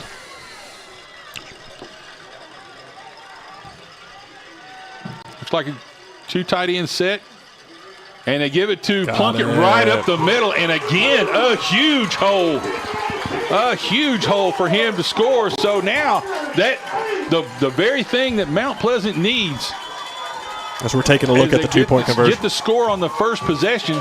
Look here at the replay of and again, the right side just caves him down. Great job there by the offensive right side. Whole lot more running room all of a sudden. There's the break that Mount Pleasant needs. Now it is 18-8. It's a 10-point game. Very, very much within reach. And the momentum is back on Mount Pleasant's side, at least for a little bit. Yeah, that wasn't the defense that we saw in the first half from East Hickman. We saw some running lanes there on the touchdown and the 2-point conversion. Plunkett didn't get any room like that in the first half, so that's good to see. Let's keep capitalizing on it. Yeah, and getting those passes out in the flat may be what they need to loosen up. Yeah. That front. They've all of a sudden figured they've got to stay back a little bit and respect the pass. It's going to stop. And JP Easterling doesn't look pretty doing it, but he's getting the job done. A little confusion on the kick team here, subbing some people in. We got 11 now.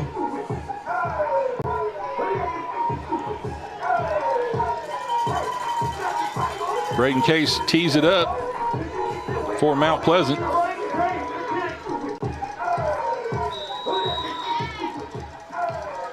And an onside kick. Oh, good coverage. East Hickman was expecting that, looked like. And number 35 for East Hickman does a good job recovering them. Luke Cole, Jr. And we're looking at it right now. He just pounces on it, gets down. He doesn't get the bounce. You want that big high bounce that gives you a chance. Didn't quite get it that time. So, and that's harder to achieve than it looks. Oh, yeah, That takes a lot of practice, and sometimes it just doesn't happen. I've seen pro kickers. It's an oblong ball. Yeah, I've seen pro kickers who can't do it regularly. Yeah, so East Hickman gets the ball at the at their own 49-yard line. Power set to the right. Evened it up. And fullback dive. Got him. And Dakota Alderson, outside linebacker, makes a good play right there at the line of scrimmage. Keeps them to a 1-yard gain. 2nd down and 9. Again, if we can keep this up, get him into 3rd and long, that is not where East Hickman is comfortable. You can feel a momentum shift. You mentioned it earlier. They're definitely an emotional shift, momentum shift right now. Let's get them off the field. Got to make this 3 and out right here, real quick. And the counter play back inside, and he gets away from the first wave of tacklers. The safety does a good job right there. I believe that would be Carter Dunn. I'm not absolutely sure about that. Yeah, Carter Dunn that makes the play. It's going to be 3rd. Keeps him to a short gain. It's going to be 3rd and 3. When they run that counter, that back is significantly smaller than the. And he gets lost behind that big line. Yeah. So 3rd and 3 right here. Big play at this point of the game for the Mount Pleasant defense. Power to the right. Fullback dive to the right. And he powers through, but there's a flag in the backfield, and it comes from the place that's usually called for holding. And it's a holding against East Hickman. A great break for the Mount Pleasant defense right there. They kept it close. It was going to be, I think they had the yardage for the 1st down right there, but it's close, yeah.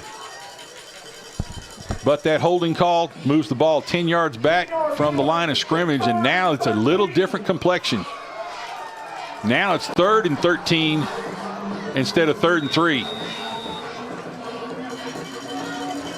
And that puts, again, now our defensive backs have got to be disciplined. They've got to stay disciplined here, not fall for the play action fake right here. You can hear the Mount Pleasant faithful rumble. Oh, that was slow. Handoff to, again, we filled slow right there. Yeah. Braxton Brady got to him, wasn't able to bring him down, but Pursuit was able to get to him, and they keep him from getting a significant amount of yards. So now it's 4th and 8 at the Mount Pleasant 49-yard line. They haven't done any punting or kicking tonight. I don't know that East Hickman really has a kicking game. They haven't shown it at all. Again, they may be trying to get. Again, we've got our defense has got to be disciplined up front. They've got to be disciplined up front. They can't jump. They list a kicker number 3, Jacob Shearing, on the roster, but we haven't seen him. Power to the right. It's a snap, and it's a pooch kick. Uh-oh. Yeah. Get away from it, and there's the answer. I was waiting for the pooch earlier, and I was hoping we'd get one. We got one. Again, defense rises up, gets a 3 and out, and gets the ball back to our offense at the 21-yard line of Mount Pleasant with 7 minutes and 22 seconds left in the 3rd quarter. If we can put this drive together and punch this one in, we have a whole new ball game. Absolutely, and the way the offense is kind of feeling itself now, let's do it, guys. Got 3 receivers to the left, 2 wideouts stacked. And a double reverse, and East Hickman is right there to meet it. Did not fool them at all. If he didn't pitch it if he didn't pitch it, he would have been better off. Yeah. Xavier Kolek was right there to meet Jakari McClure coming back around. And unfortunately, that puts us back behind the sticks again. Way behind. And again, you take a chance when you try that play. And, it's one of those things that either works real well or burns you. Yeah, I mean, they've been pretty good with pursuit tonight and being in the backfield. Yeah. I don't know about that. 2nd and 15. Bunch set to the left. Play action pass. He throws it deep for Jakari McClure. Goes up and almost went above the double coverage right there. Number 16, JoJo Laxton, and we got a flag. Number 20, area of holding. Looks like number 21, Matthew Sloan. Well, they worked this out. I'm going to go to I'm going to go to replay real quick, Jaden Coach. Malugin. And we're going to take a look at it. He almost had a play right there. Had a good play. He got his hands on it. He just wasn't able to haul it in. But this is a penalty against East Hickman. Oh, he should have caught that. Gets above, and it may have been roughing the passer. Yeah, it's a big one. It's a big play right there that gives us a first down at the 30-yard line, 31-yard line. So, again, Mount Pleasant hopefully can take advantage of this break. Got a power set to the right. A bunch, we call it a bunch set to the right. Easterling to the right. Easterling goes to the right. Not much there. Gets a gain of about 2, maybe 3 yards.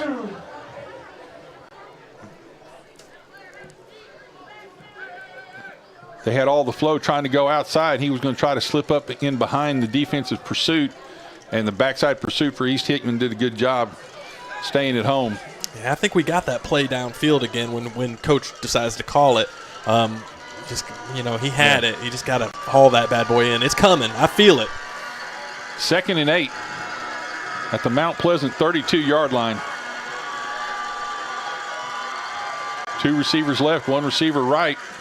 Straight drop back. He's throwing out down the sideline again, and McCurry goes up, grabs the ball along the sideline, does a great job.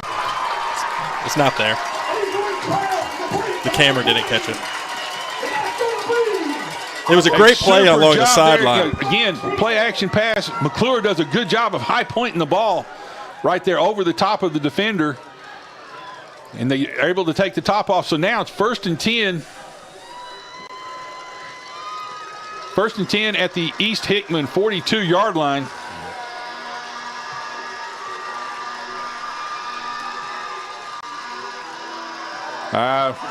We're going to get illegal motion. We had a player moving forward on the motion right there, trying to get quarterback sweep to the left. It's not going to get anything. In fact, we're going to get a 5-yard penalty out of that. That is illegal motion.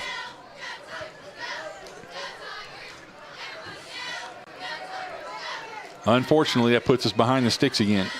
Yeah, we've been good play and then a bad play. Good play and a bad play. We got to wipe out those bad plays and keep the good plays stringing together. That roughing the passer call kind of bailed us out when we got backed up, and now McClure made a heck of a play down here on the sideline. Good team will take advantage of that. That's exactly what we're trying to do here.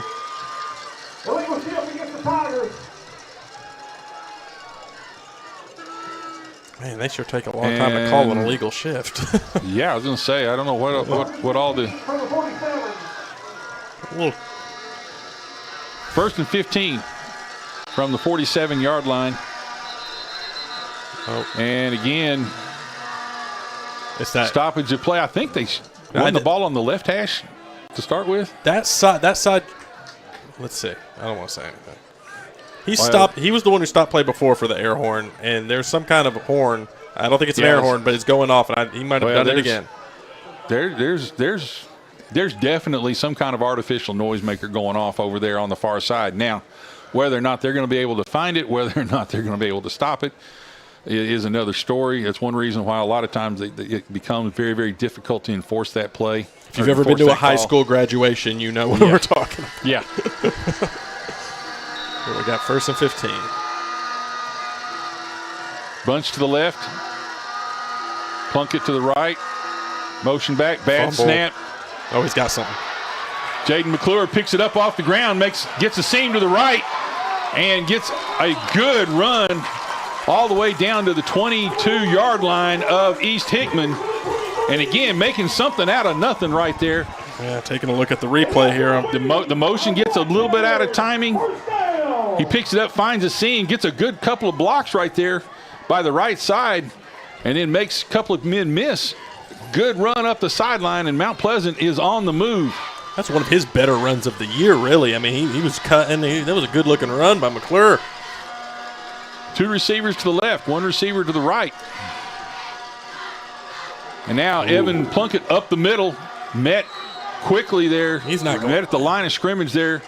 Number 47, Luke Fisher, was the first one to meet him, and then the whole rest of the defense comes, and it still takes most of them to get him down to the ground. I know, that was a hard run. Man, they were still gained 3 yards on the play. So 2nd and 7 at the 20-yard line of East Hickman. We got 4 minutes and 37 seconds. A touchdown here would be huge. And, you know, some of these snaps are a little low, but we got a note. We got 63 in there at center, Paxton Williams, center, freshman at center. So we have a freshman snapping the ball tonight.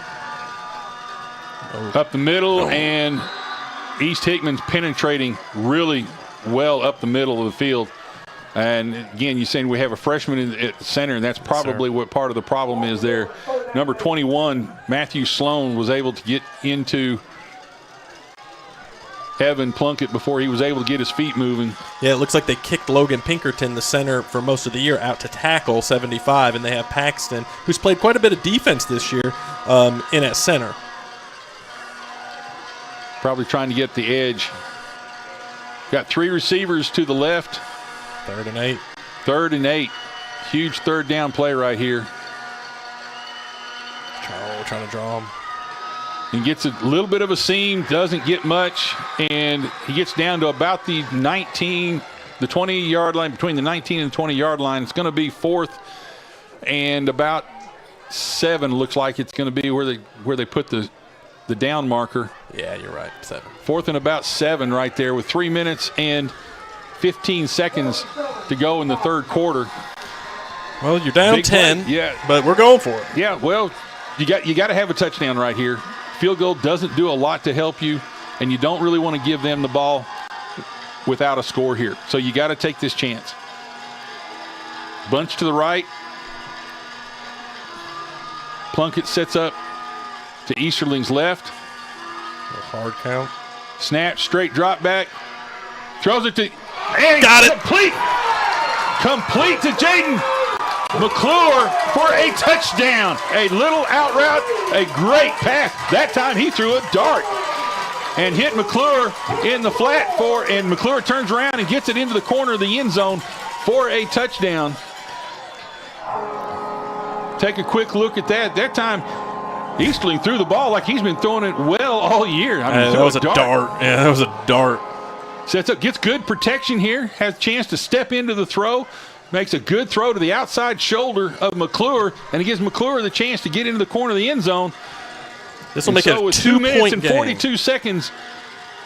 Mount Pleasant scores the touchdown. They're going to go for 2 here. And a low snap. And Eastland gets to the outside and makes something out of it. And now it is a 2-point ball game here with 5 minutes and 42 seconds in the 3rd quarter.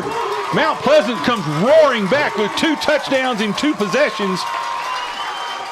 Well, the momentum is officially swung. Yes, the momentum has shifted to, and the offense, like we said at halftime, the offense has found that rhythm, and it, believe it or not, has been through the air with J.P. Easterling. Yeah, I mean, he's making the plays. I mean, there's been a couple low snaps, balls on the ground, picking them up. That snap on the 2-point conversion wasn't great. He made a play. He found the pylon. And Jaden McClure has done a really good job. He picked up that fumble back in the backfield there and was able to make about a 25-yard gain out of it. Jakari McClure going up and high pointing the ball here at about the 50-yard line to keep the drive going. Some great offensive plays right there to keep that drive going. A 79-yard drive off of a 3-and-out punt or quick kick. As you noted, but going into the 3rd quarter, you said 18 points. We're 18 points down. You said you have a good quarter, you can make that up, and that's what the Tigers have done. I mean, we're down 2, but this is a whole different ball game heading into the 4th. And now we're in a situation with Braden Case. If we get close enough and can't get the touchdown, we have a chance to kick a field goal to win it if we can't get it in otherwise. And he kicks it deep this time and offsides. Killed play. Unfortunately, our timing was off right there, and we had Might be a little excited. Yeah. Timing is off. He wound up he kind of changed his steps right there to get a deep kick and got a good kick down to about the 10-yard line. Had it behind the receivers. Unfortunately, it's still goes down as a pre-snap penalty. Yep. I think our guys were just eager. We got that momentum swing. They're feeling the juice. Yeah, trying to get down there, trying to make that big play. And then we get a penalty. So we just got to watch it, check it, put everything in check. Got to hold yourself and you got to hold your water, as they say. And then first night of the year we felt a little chilly too. By the way, it's a little chilly out here. Now, squib kick goes to the right side, and it's going to go out of bounds at about the 38-yard line. And what's going to happen there, the way they now enforce it, since it's outside the 35-yard line, what they'll do is mark a 5-yard penalty from the 38, and East Hickman's going to have the ball at about the 42, 43-yard line. Not ideal. Again, trying to angle that kick.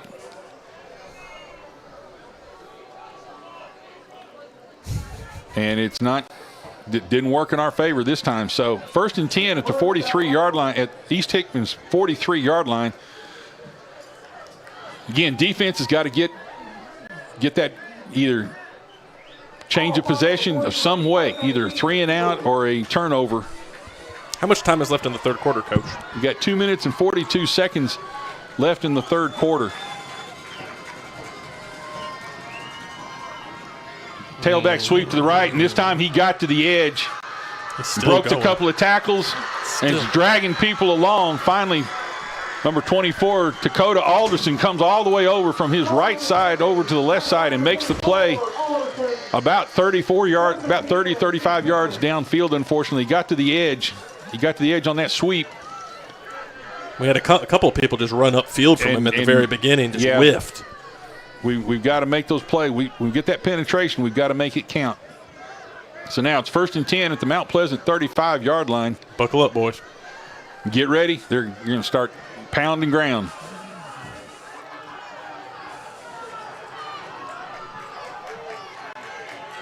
Even set. Bring it back on a sweep. Able to cut him back inside, keep it to a small gain. Well, it's going to actually be a bigger gain than what it initially looked like. He had a head of steam coming around there. That's that little inside reverse right there, and he got 6 yards on the play. Good gain on first down. So it's going to be 2nd and 4 at the 29-yard line. 1:38 in the third quarter. And the defense here is going to have to hold up, give their offense a chance to get another possession here. Make a play, rip that ball away. Power set. Hand off to the left side, inside. Gets a push down close to the first down. They're moving them. And they're going to give him the first down at the 25-yard line. Just enough to get that first down. Again, that when you get down in that real tight shoe-to-shoe formation and those counter plays, if they get an angle on you, then it's really, really tough to come back in and close that hole down. Power to the left, even it out. And again, just a power play to the right. Fullback dive, or I guess it's a tailback dive. They got 2 fullbacks in the game. Number 21 right there, Matthew Sloan, carrying the ball. And East Hickman is back to doing what East Hickman does. Oh, yeah, this is a sustained drive. 6 yards a pop.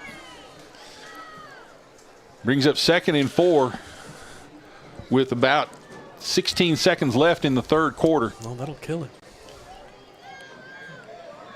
Don't know that they're going to get this play off at the pace that they're going. Counting down at 4, 3, 2, 1, and they do not get the snap off. So at the end of the third quarter, Mount Pleasant comes rushing back and makes a new game out of this. It is now East Hickman 18, Mount Pleasant 16. You're listening to the Front Porch Sports Network and WKOM 101.7. We'll be right back after these messages.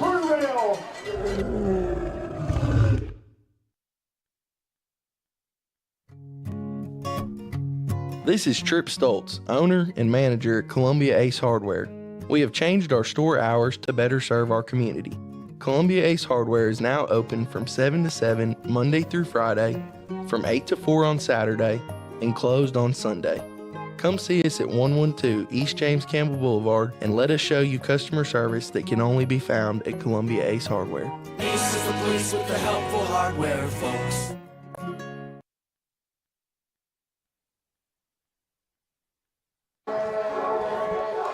And we are back here for the beginning of the fourth quarter in this Region 5 tilt between a once defeated Region Power Mount Pleasant Tigers and the undefeated Region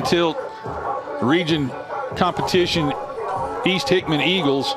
It is East Hickman jumped out to an 18-0 lead in the first half. Mount Pleasant comes roaring back into the game in the third quarter with two really nice drives for touchdowns and extra points to close the gap to 18-16 here in the third quarter. But East Hickman has been answering with the drive of their own here at the tail end of the third quarter and now going into the fourth quarter. The defense is going to have to rise up right here and bow their necks and keep them out of the end zone. Second and about 4 at the 19-yard line. Man, not much luck in the third quarter for East Hickman. Yeah. They're going to try to reverse that here. Power look, shift back to even it up. Quarterback counter up the middle to the right side. Got hit. Gets a pop. Dunn. Carter Dunn comes up and lays the leather to him, but unfortunately it's still a first down. Now it's going to be 1st and 10 at the 14-yard line. And East Hickman's just, again, methodically moving down the field. It makes them very, very tough. Yeah, they knew they needed to put some kind of drive together or they were going to lose this game, and they put together a pretty good drive so far. Quarterback sweep to the right, gets outside the containment, and there was a hold right there. Oh, they got it. I see the hanky. They got the flag. Dakota Alderson was dragged down, and hopefully he's coming off limping. Hopefully he didn't get hurt too badly on that play.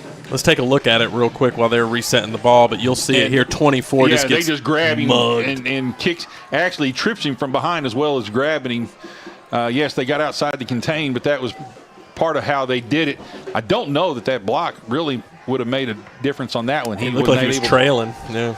So, but again, a break for the defense. What are we at? So it's 1st and about 20. Now this is the break we needed. You can't let them convert. So what we've got to do now, we've got to make them. We got them behind their sticks. We got them off schedule. So now we got to make them pay. Hopefully Dakota can get himself straightened back out and get back out there.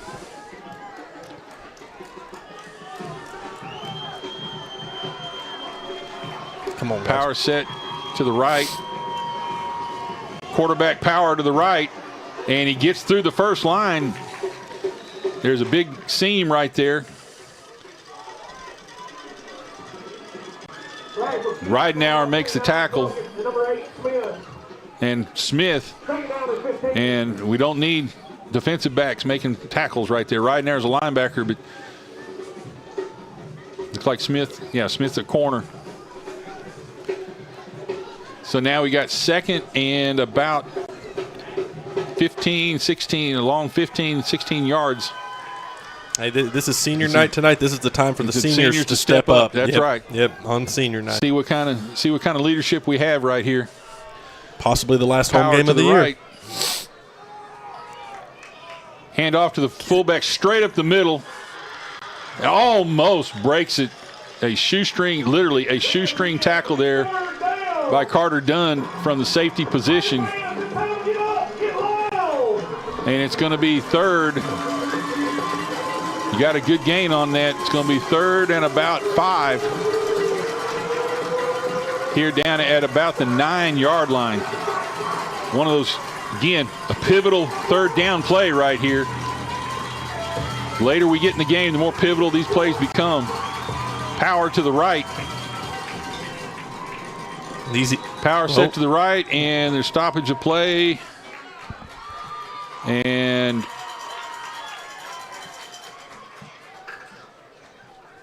don't know what the situation is.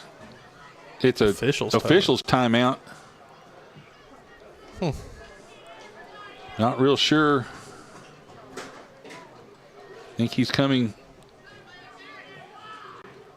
I'm not. That came from the other side, but he's coming over and talking to our side. I'm not real sure what's going on here. We're hearing some boos from the Mount Pleasant faithful, but we don't know why. Quite a few boos. Yeah, don't really understand what that was all about. All right, here we go. 3rd and 5 from the 9-yard line. If you can't hear it, you could probably see it if you're tuning in live on Facebook to our frontporchradio10.com. As the camera's shaking. Rattling, the camera's shaking right now. The home faithful making a lot of noise. Fullback dive up to the left side. And he doesn't get much. Maybe 2 yards. And it's going to bring up 4th and about 3. Maybe 4th and 4. Only a gain of a yard. They only give him a yard on that play. So 4th and 4 from the 8-yard line. What a big play coming up. Yeah, here's a huge play coming up. If we can stay within 2 points here and get a drive out. I mean, if they had a game right here, I'm telling you, if they had a kicker, now would be a good time to kick it and go up. Go up, make a score, touchdown. They must not have anyone who can put it through the uprights. Because this is a kicking position. Come on, guys. Power to the right. Quarterback sweep to the right, and he's got the edge. He's got a truckload of blockers out on the right side. We didn't make the adjustment to the power to the right. They got on our outside shoulders and were able to just cave us down inside. Oh yeah, Taylor Russell there just crashed in, and there was nobody to contain him outside right there. So with 8 minutes and 43 seconds left in the game, it's an 8-point game as it stands. Hickman, and that's why they're kicking.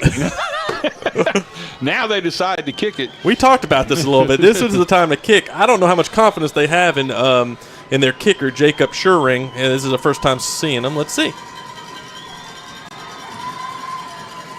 Snap is slow and it's blocked. That's why. Can you pick that? I don't know if you can pick that up in high school. But it's, again, the extra point is blocked. And that keeps it to a one-possession ball game. Yeah, big. So a touchdown and a 2-point conversion now can tie the game for the Mount Pleasant offense. And we're 2 for 2 on 2-point conversions for the evening. So let's do it. So again, a huge play. We're going to stay right here during this transition. Again, a big turnaround. East Hickman answered the bell that time. Put a drive together about 65, 70 yards and was able to punch it in. But now our offense needs to keep the momentum that they've gained going and make a couple of big plays right here and get up the field. And hey, Coach, on senior night, let me give a quick shout out to our 3 senior managers of the Mount Pleasant football team. We have Lulani Murphy, Alyssa Vaughn, and Sarah Workman. They're on the sidelines for each game, no matter how far away it is or a home game. They're always there helping our guys out. And they're all 3 seniors, and they're much appreciated. As a former coach, they are invaluable to your team, to the workings of your team, and congratulations to them. We appreciate all the work that they do. Hope Coach Hartsfield can find a few people to help step in their place. Okay, squib kick. Picked up at about the 23-yard line. And runs across the field trying to get to the middle of the field, and is not able to do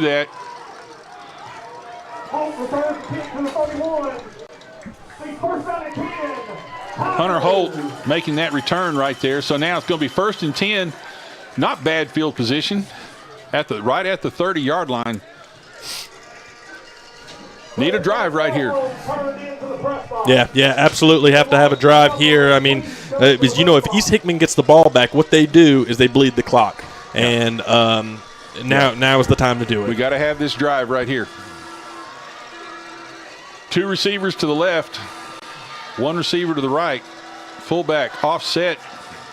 Now they bring Jakari back in a little bit tighter. Motion. And they're going to call. And again, this is one of those situations. We had a man going forward in motion on the play. Our motion man right there trying to get up into making the block. Turns up the field too quick, and it's called illegal motion, and it's going to be a 5-yard penalty against us, illegal procedure. I saw that once he turned up. He's sure taking his time getting this call in. They declined. They're trying to decide whether they want to take the play or not. Yeah, they're declining. And they declined it. So it's going to be 2nd and 10. Well, actually, it's going to be 2nd and it was completed. It was a completed pass, but it wasn't. It was either for no gain or a loss. Actually, I believe it was for a loss. Yeah, there he is, backing it up. So it's 2nd and 12.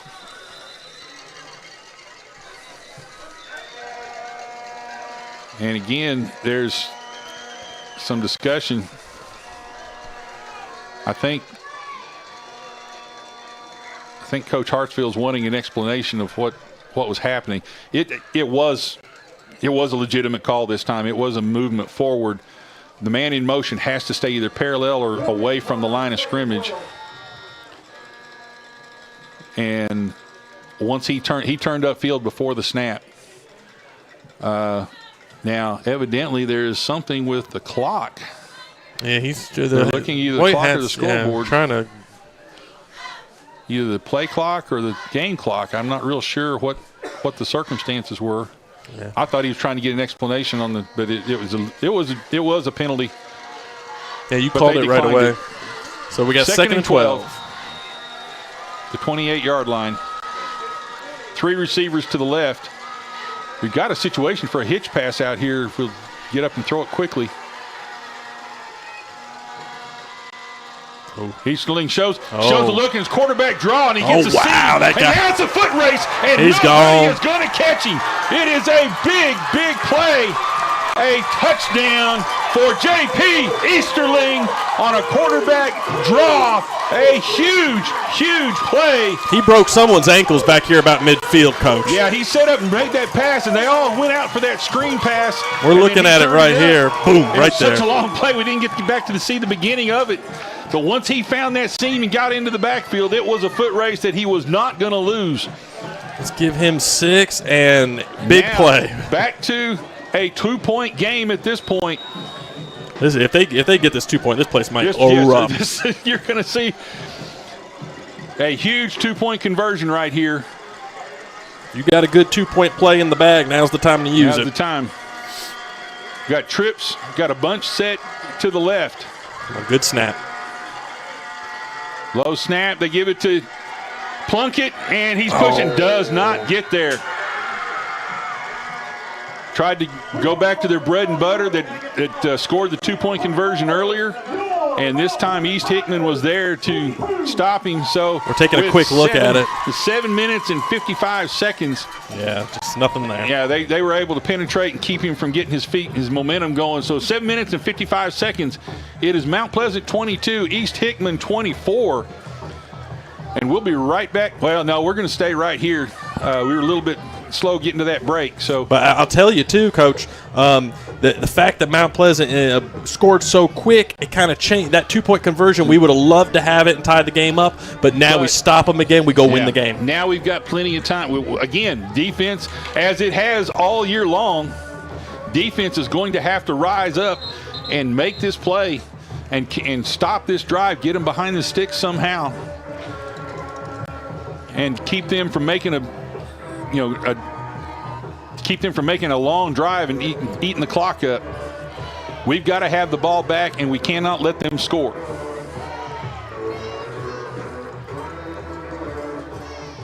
really the kind of game you would expect with two region leaders in Region 5. The score ended up looking a whole lot like East Hickman's past games in the past several weeks. They really loosened up here in the second half.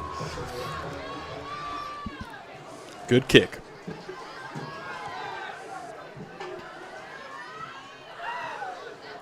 Short punch kick, makes a bounce at the 30, and he fumbles the ball, and he has to fall back on it at the 25. We'll take it. A chance there for us. Did exactly what he wanted it to do. Takes a funny hop. Do that little squib kick, hoping that when it hits the ground, it does some kind of squirrely hop, and that time it was enough that he wasn't able to get his return. So now East Hickman takes over at their own 25-yard line with 7 minutes and 51 seconds left in the game. Mount Pleasant down by 2 points, needs a defensive stand right here. Hopefully they can keep them bottled up down on this end of the field. Yeah, one negative play could get them behind the sticks a little bit. That's a good way to start this drive off for the Mount Pleasant defense. Power set to the right, tailback to the left, and they sweep. Oh, they fake the sweep. Ooh, they had me faked. Give it inside, yeah. Kind of had me fooled on there too. Fake the sweep, give an inside reverse. And unfortunately, they had the defense fooled too. Yeah, they had people going in different directions. I followed the sweep. It's 1st and 10 at their own 39-yard line. A good first play right there. Jaden McClure checks into the game. McClure.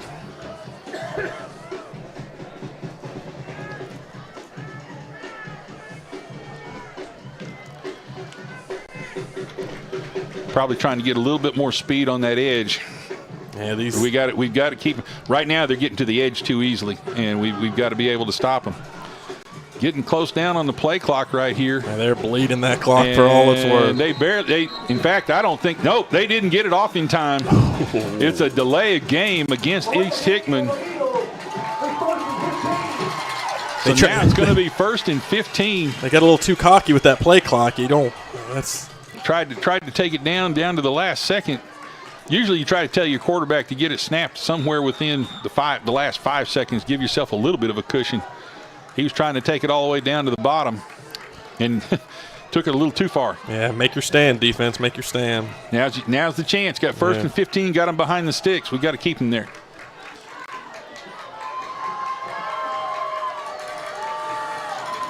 Got an even set in the power. Low snap, here's a fumble, and quarterback falls down on it.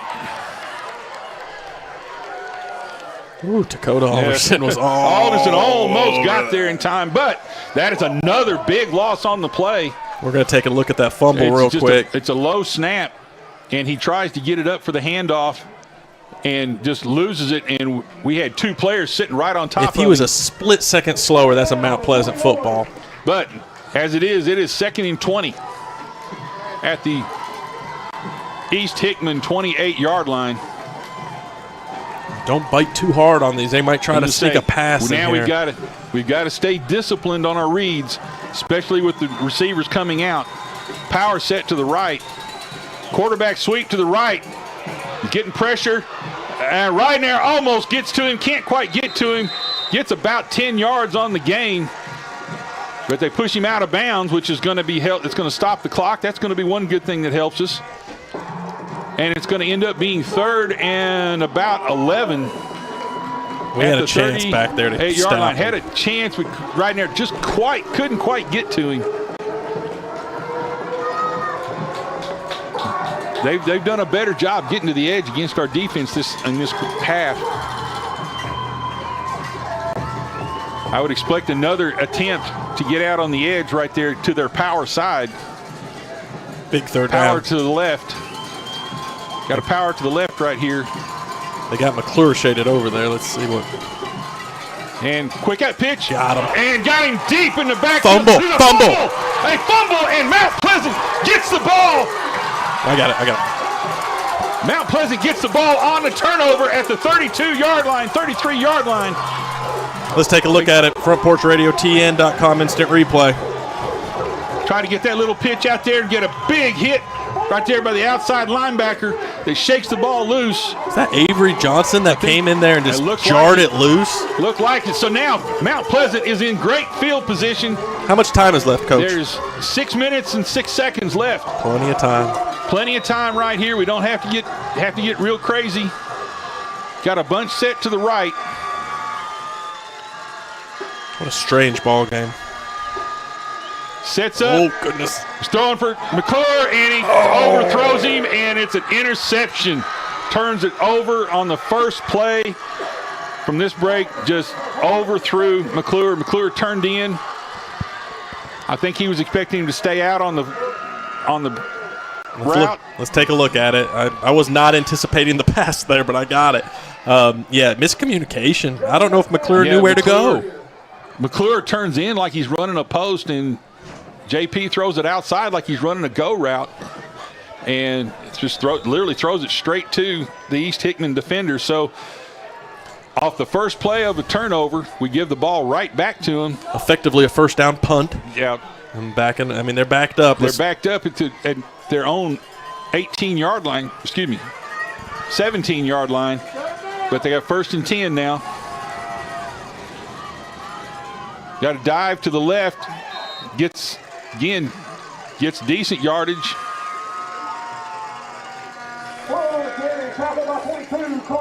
Hobbs on the carry for East Hickman. What's that, 2nd and 7? 2nd and 5. 2nd and 5.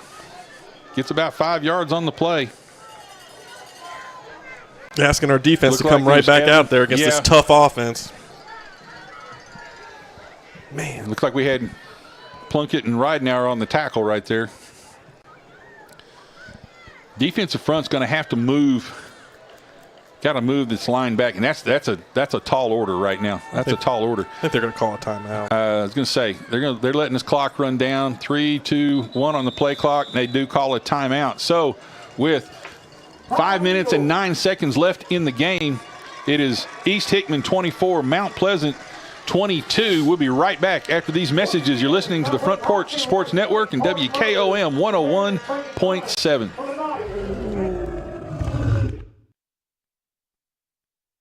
Mezcal Cochina Mexicana. Delicious food and amazing service at an affordable price. Mezcal Cochina Mexicana. Located off of Nashville Highway in Neapolis, near Spring Hill High School. 2504 Care Lane. Authentic Mexican cuisine. Full menu. Family dine-in. Takeout. Delivery. Offering the best cocktails in the area. On the rocks or frozen, pair your meal with our famous margarita. Don't forget, Mezcal Cochina Mexicana for your next meal. Check us out on Facebook. Visit Mezcal Cochina Mexicana today. Proud supporters of the Front Porch Sports Network. We're back here with 5 minutes and 9 seconds left in the game. Mount Pleasant got a huge turnover at about the 26, 27-yard line of East Hickman. Turns around and tries to change their pattern a little bit. Threw a pass out to Jakari McClure, and evidently there was a mix-up. Jakari turned in. Easterling threw it out to the outside. East Hickman makes the interception. So now East Hickman has the ball back deep in their own territory at about the 22-yard line. Yeah, the good news is there's still plenty of time left. We just got to make a stop. We got to make a stop here. We can't let them get a sustained drive. Ooh, we're cheating way up. Yeah, they sent everybody. Sent everybody on that. Makes a play close to the line of scrimmage right there. Evan Plunkett just stood him up with a great form tackle. It's a 3rd and 4. So it's going to be 3rd and 3 at the 24-yard line. They got to get to the 27. Huge play right here. If they can keep them from getting very close, because it would be a real gutsy call right here if they went for it on 4th. We got to get them to 4th down though. Yeah, first things first. We've got to get there first. Power to the left. Quarterback counter to the right, and he's going to get the first. It's going to be close. Looks like they're going to, with the spot, they're going to give him the first down. Gets the first down on the play, gets just enough. Literally just enough to get the first down. did a pretty good job staying home on that play. There was some traffic he had to run through. But he gets just enough to move the sticks. So now it's going to be 1st and 10. East Hickman at their own 22-yard line. 3 minutes and 53 seconds and counting. I believe Mount Pleasant still has all three of their timeouts. East Hickman has a 2-point lead right now. Power set. Fullback dive to the right, to the left, and not much there. Gains 1, maybe 2 yards on the play. And they're going to be content trying to just run this clock out. If they can, actually, if they get one more first down, they're going to make us start using our timeouts here. Oh, well, we started using them already. So with the timeout on the field, it is Mount Pleasant 22, East Hickman 24. We'll be right back after these messages.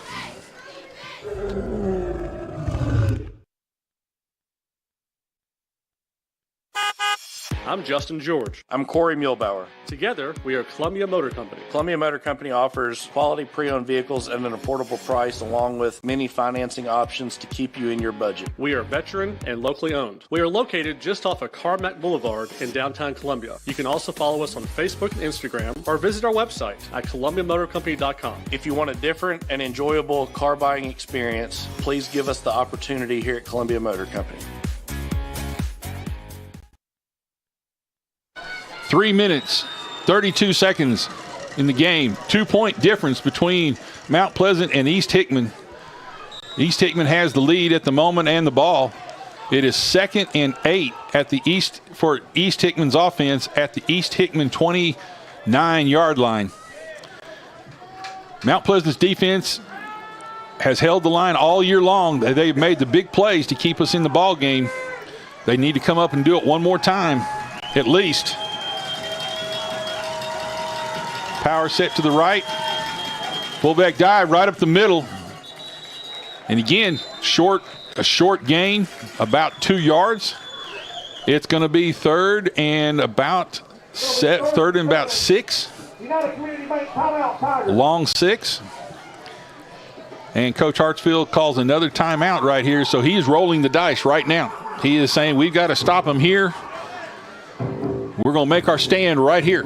Yeah, we'll have to see what their philosophy is going to be on third and hopefully fourth down.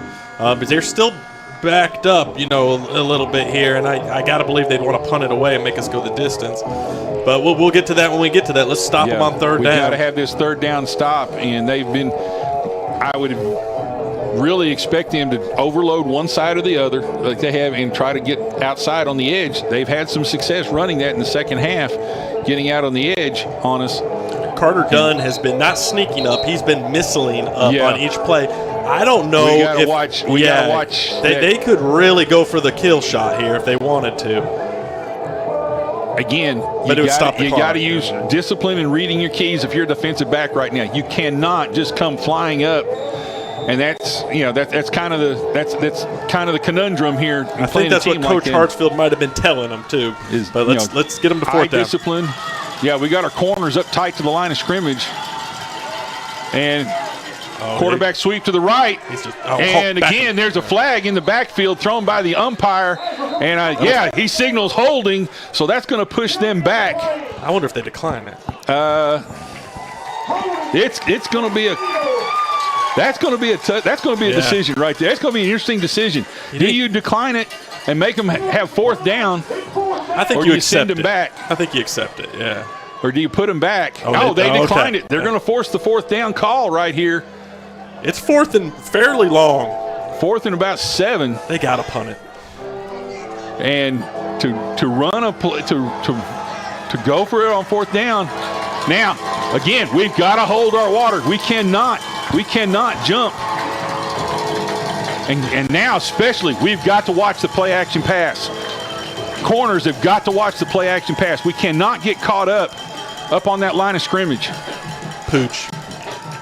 Yeah, again. I'd love to put somebody back there a little bit because there's not a whole lot of tacklers out there. If you could field it, if it's a pooch, you could run it in the end zone and win this game. But lots of question marks. Yeah, you don't want to give up. You don't want to give up first down right there in the middle of the field by dropping your safety out too far back. But I'm almost guessing right there because they don't have. My guess is they don't have a deep snapper. I noticed on their extra point it was a soft deep snap, even for the extra point. My guess they don't have somebody that can get it back deep for a punt. Yeah, those long snappers are valuable. They'll shotgun it. They'll probably shotgun and do a pooch kick. There's no way you risk going for it here. I just can't. I mean, I don't know their head coach. But maybe he's a braver man than me. Yeah, my first year here at Mount Pleasant, Coach Smith, we had fourth and about 3 at our 20. Went for it. Ended up going 80 yards for a touchdown. Don't put that in the air right now. Let's see what he does. Hold your water. Hold it. Watch the ball. Go on the movement of the ball. And a stoppage of play. Oh, my God.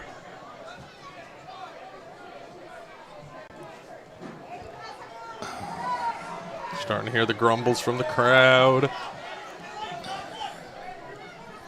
And evidently the play clock is messed up because the referee in charge of the clock down on the field is running up here to the up here to the press box. Getting his cardio in for the day.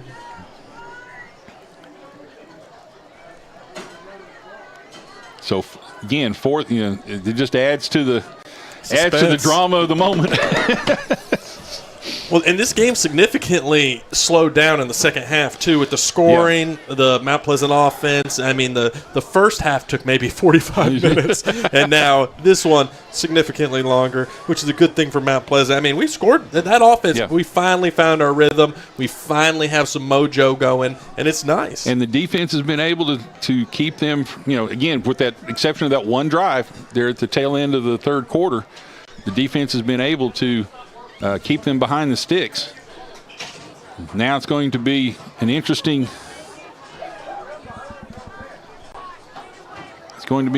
setup. They bring the referee up here to the box. They bring the timekeeper referee, the clock referee up here to the box.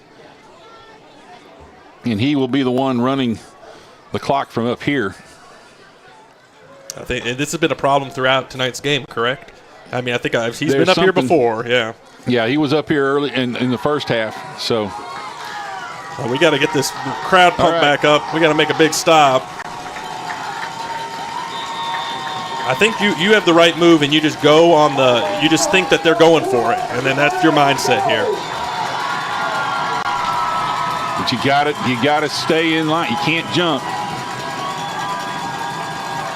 They got power to the left.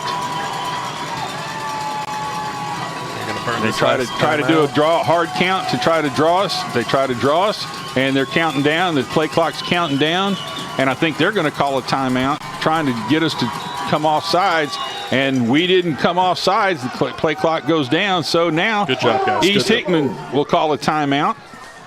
I want to see what they come out in after this timeout and see if it's a traditional punt formation, which we haven't seen, or what? I'm expecting that pooch kick. And this time, at this point, two consecutive timeouts, and they're down as deep as they are. You might play your safety back about another 5 yards where he can still come up on the pass if he needs to.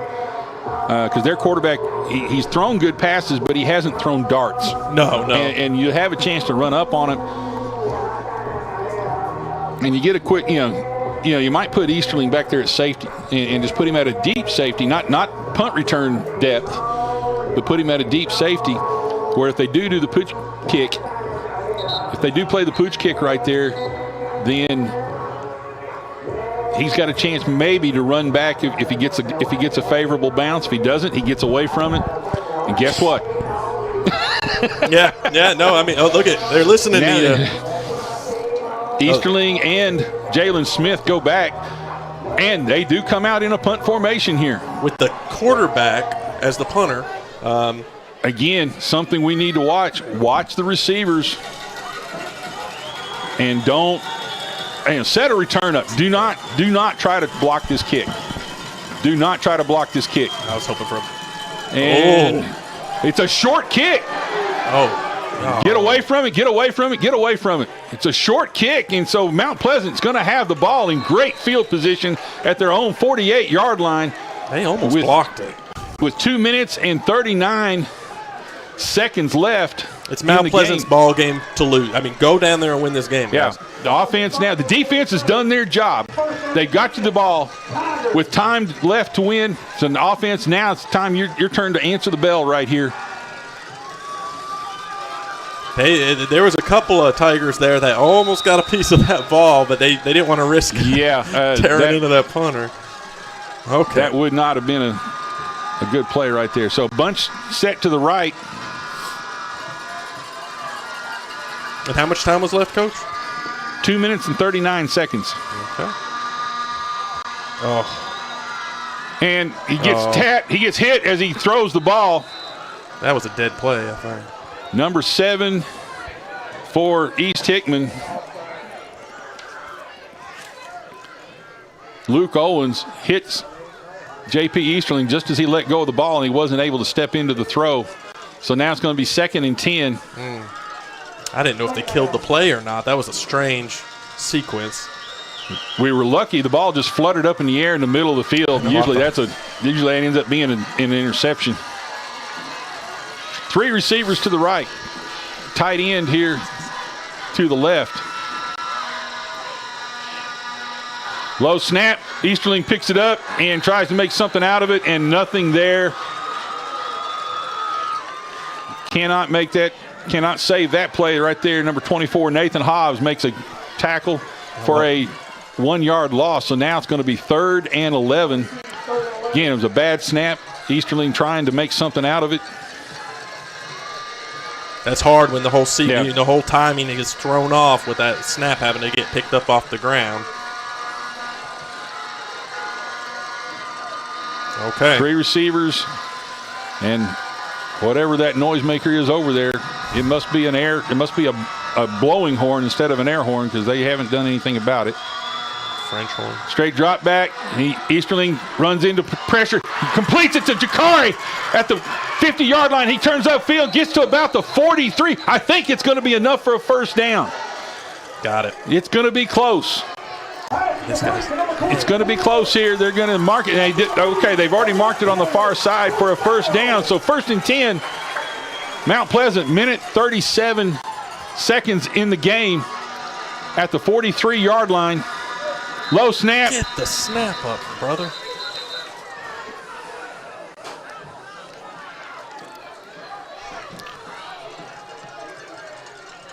And they're calling false start.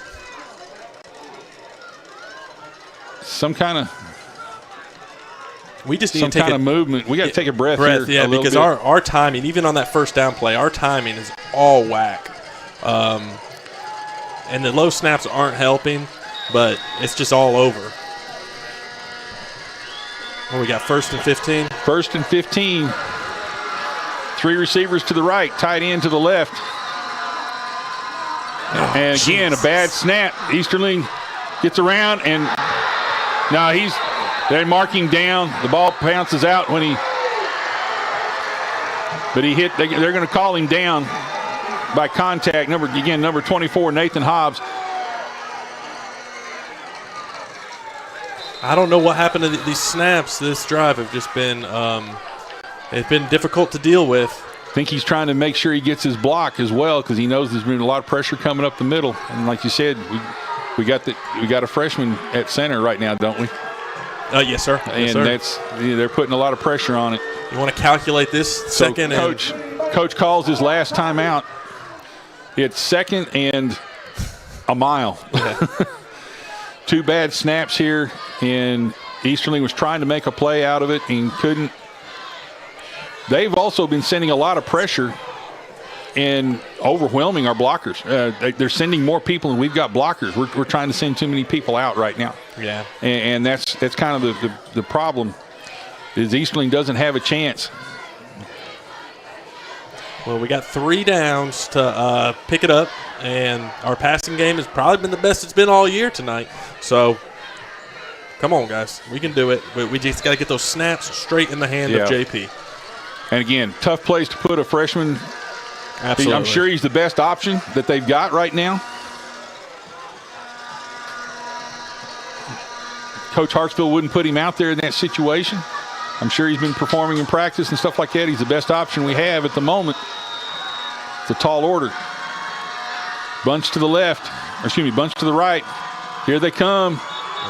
And they're whistling it dead. Easterling had a hard time coming up with that snap. It wasn't necessarily that bad of a snap. No, it hit him in the hand. It was a good snap. Hit him about knee high that time. Had a timeout. East Hickman called a timeout. Evidently, they saw something that they didn't like on their defense, so they called a timeout before the snap. So, with 1 minute and 2 seconds left, we're going to take a quick break and listen to one of our sponsors real quick. You're listening to the Front Porch Sports Network on WKOM 101.7. We'll be right back after these messages.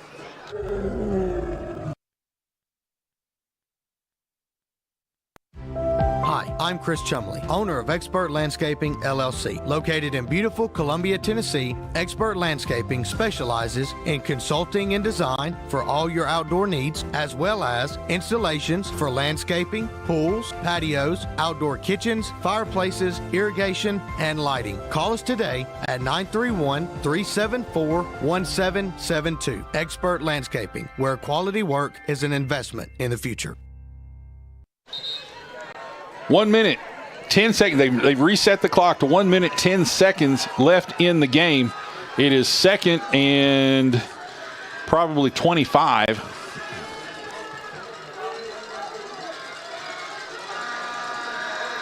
Just had a series of mishandled snaps.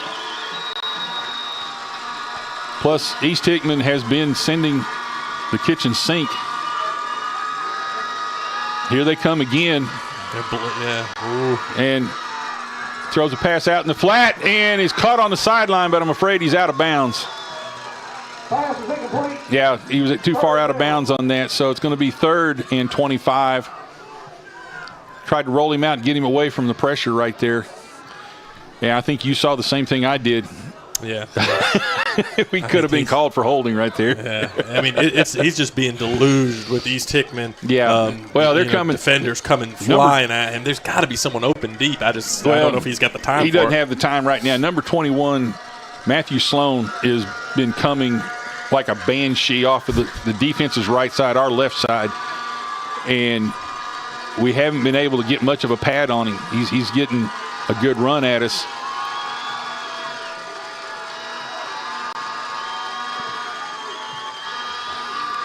We're having to help our guards having to help our freshmen. Our tackles having to turn out. Delay a game on us? Oh, goodness. Boy, that hurts. Well. And our tackles having to turn out on the defensive end, and there's really nobody left to get that linebacker. It's a pretty good design on their defensive setup, especially taking advantage of the fact that we got a young at the center spot. That time, throws it downfield for Jakari McClure, and he makes the catch! A great catch by Jakari McClure. It's going to be close to the first down. Not sure if it's in the middle of the field. The clock's running. They're going to have to come up. 1 o'clock. Again, they need to clock the play. They got the chain set. Oh no, it's 4th and 1. They can't clock the play. It's 4th and 1, so they got to have the first down right here. What's our game clock at? Game clock's at 16. 37 seconds left. Get the play. Bad snap. Oh man. They whistled it dead. They whistled it dead, which might be the best. A penalty probably against us, but probably saved the game for us. It may have saved the game. We may give us one more chance. Oh, defensive offsides. Whoa. Defensive offsides. So that gives us the first down. We're going to take a look at this deep play. I mean, we have a head in our way, but I'm trying. Goes up and high points the ball again. Jakari McClure has made 2 great receptions. It's the time. Whoa. Okay, they reversed the call.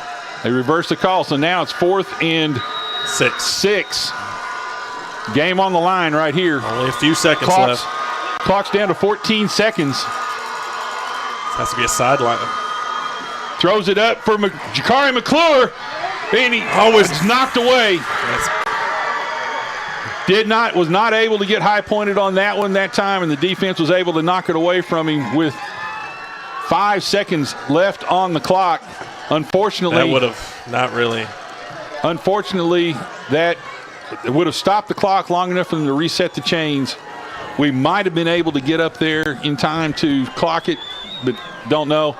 Unfortunately, that's a turnover on downs, and with 5 seconds left in the game, you know East Hickman's going to be able just now to take a knee.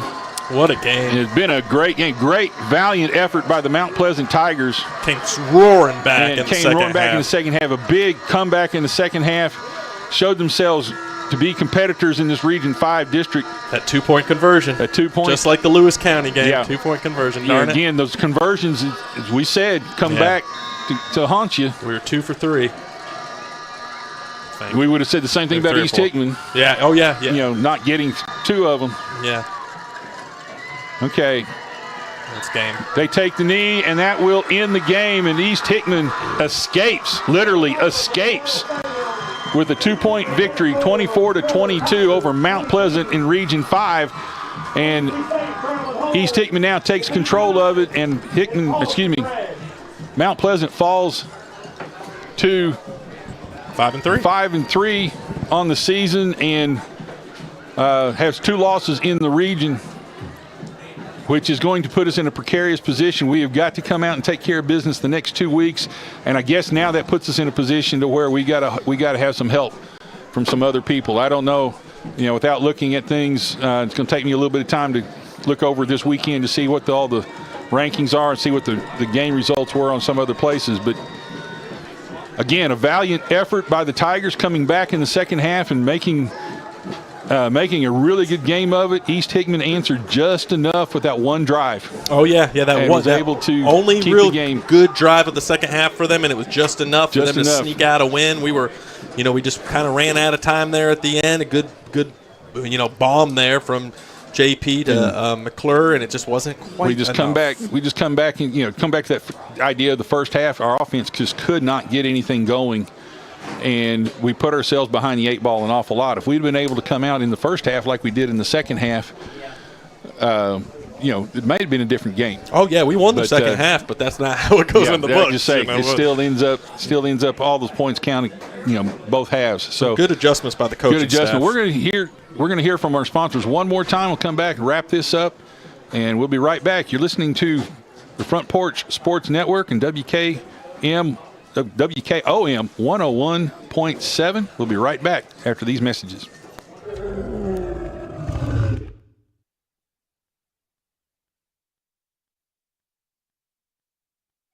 Hello, I'm Rick Whitley. And I'm Daniel Pollard from Jones & Lang Sporting Goods. We would like to take this opportunity to thank all of you for the many years of support. Since 1966, Jones & Lang has been locally owned and operated and supplying teams from T-ball to college. Stop by and see what we can do for you. We offer a wide variety of services from silk screening and embroidery to our custom trophy and awards department. We're open Monday through Friday, 8 to 5, and Saturday, 9 to noon. Remember, Jones & Lang Sporting Goods, the look of a winner.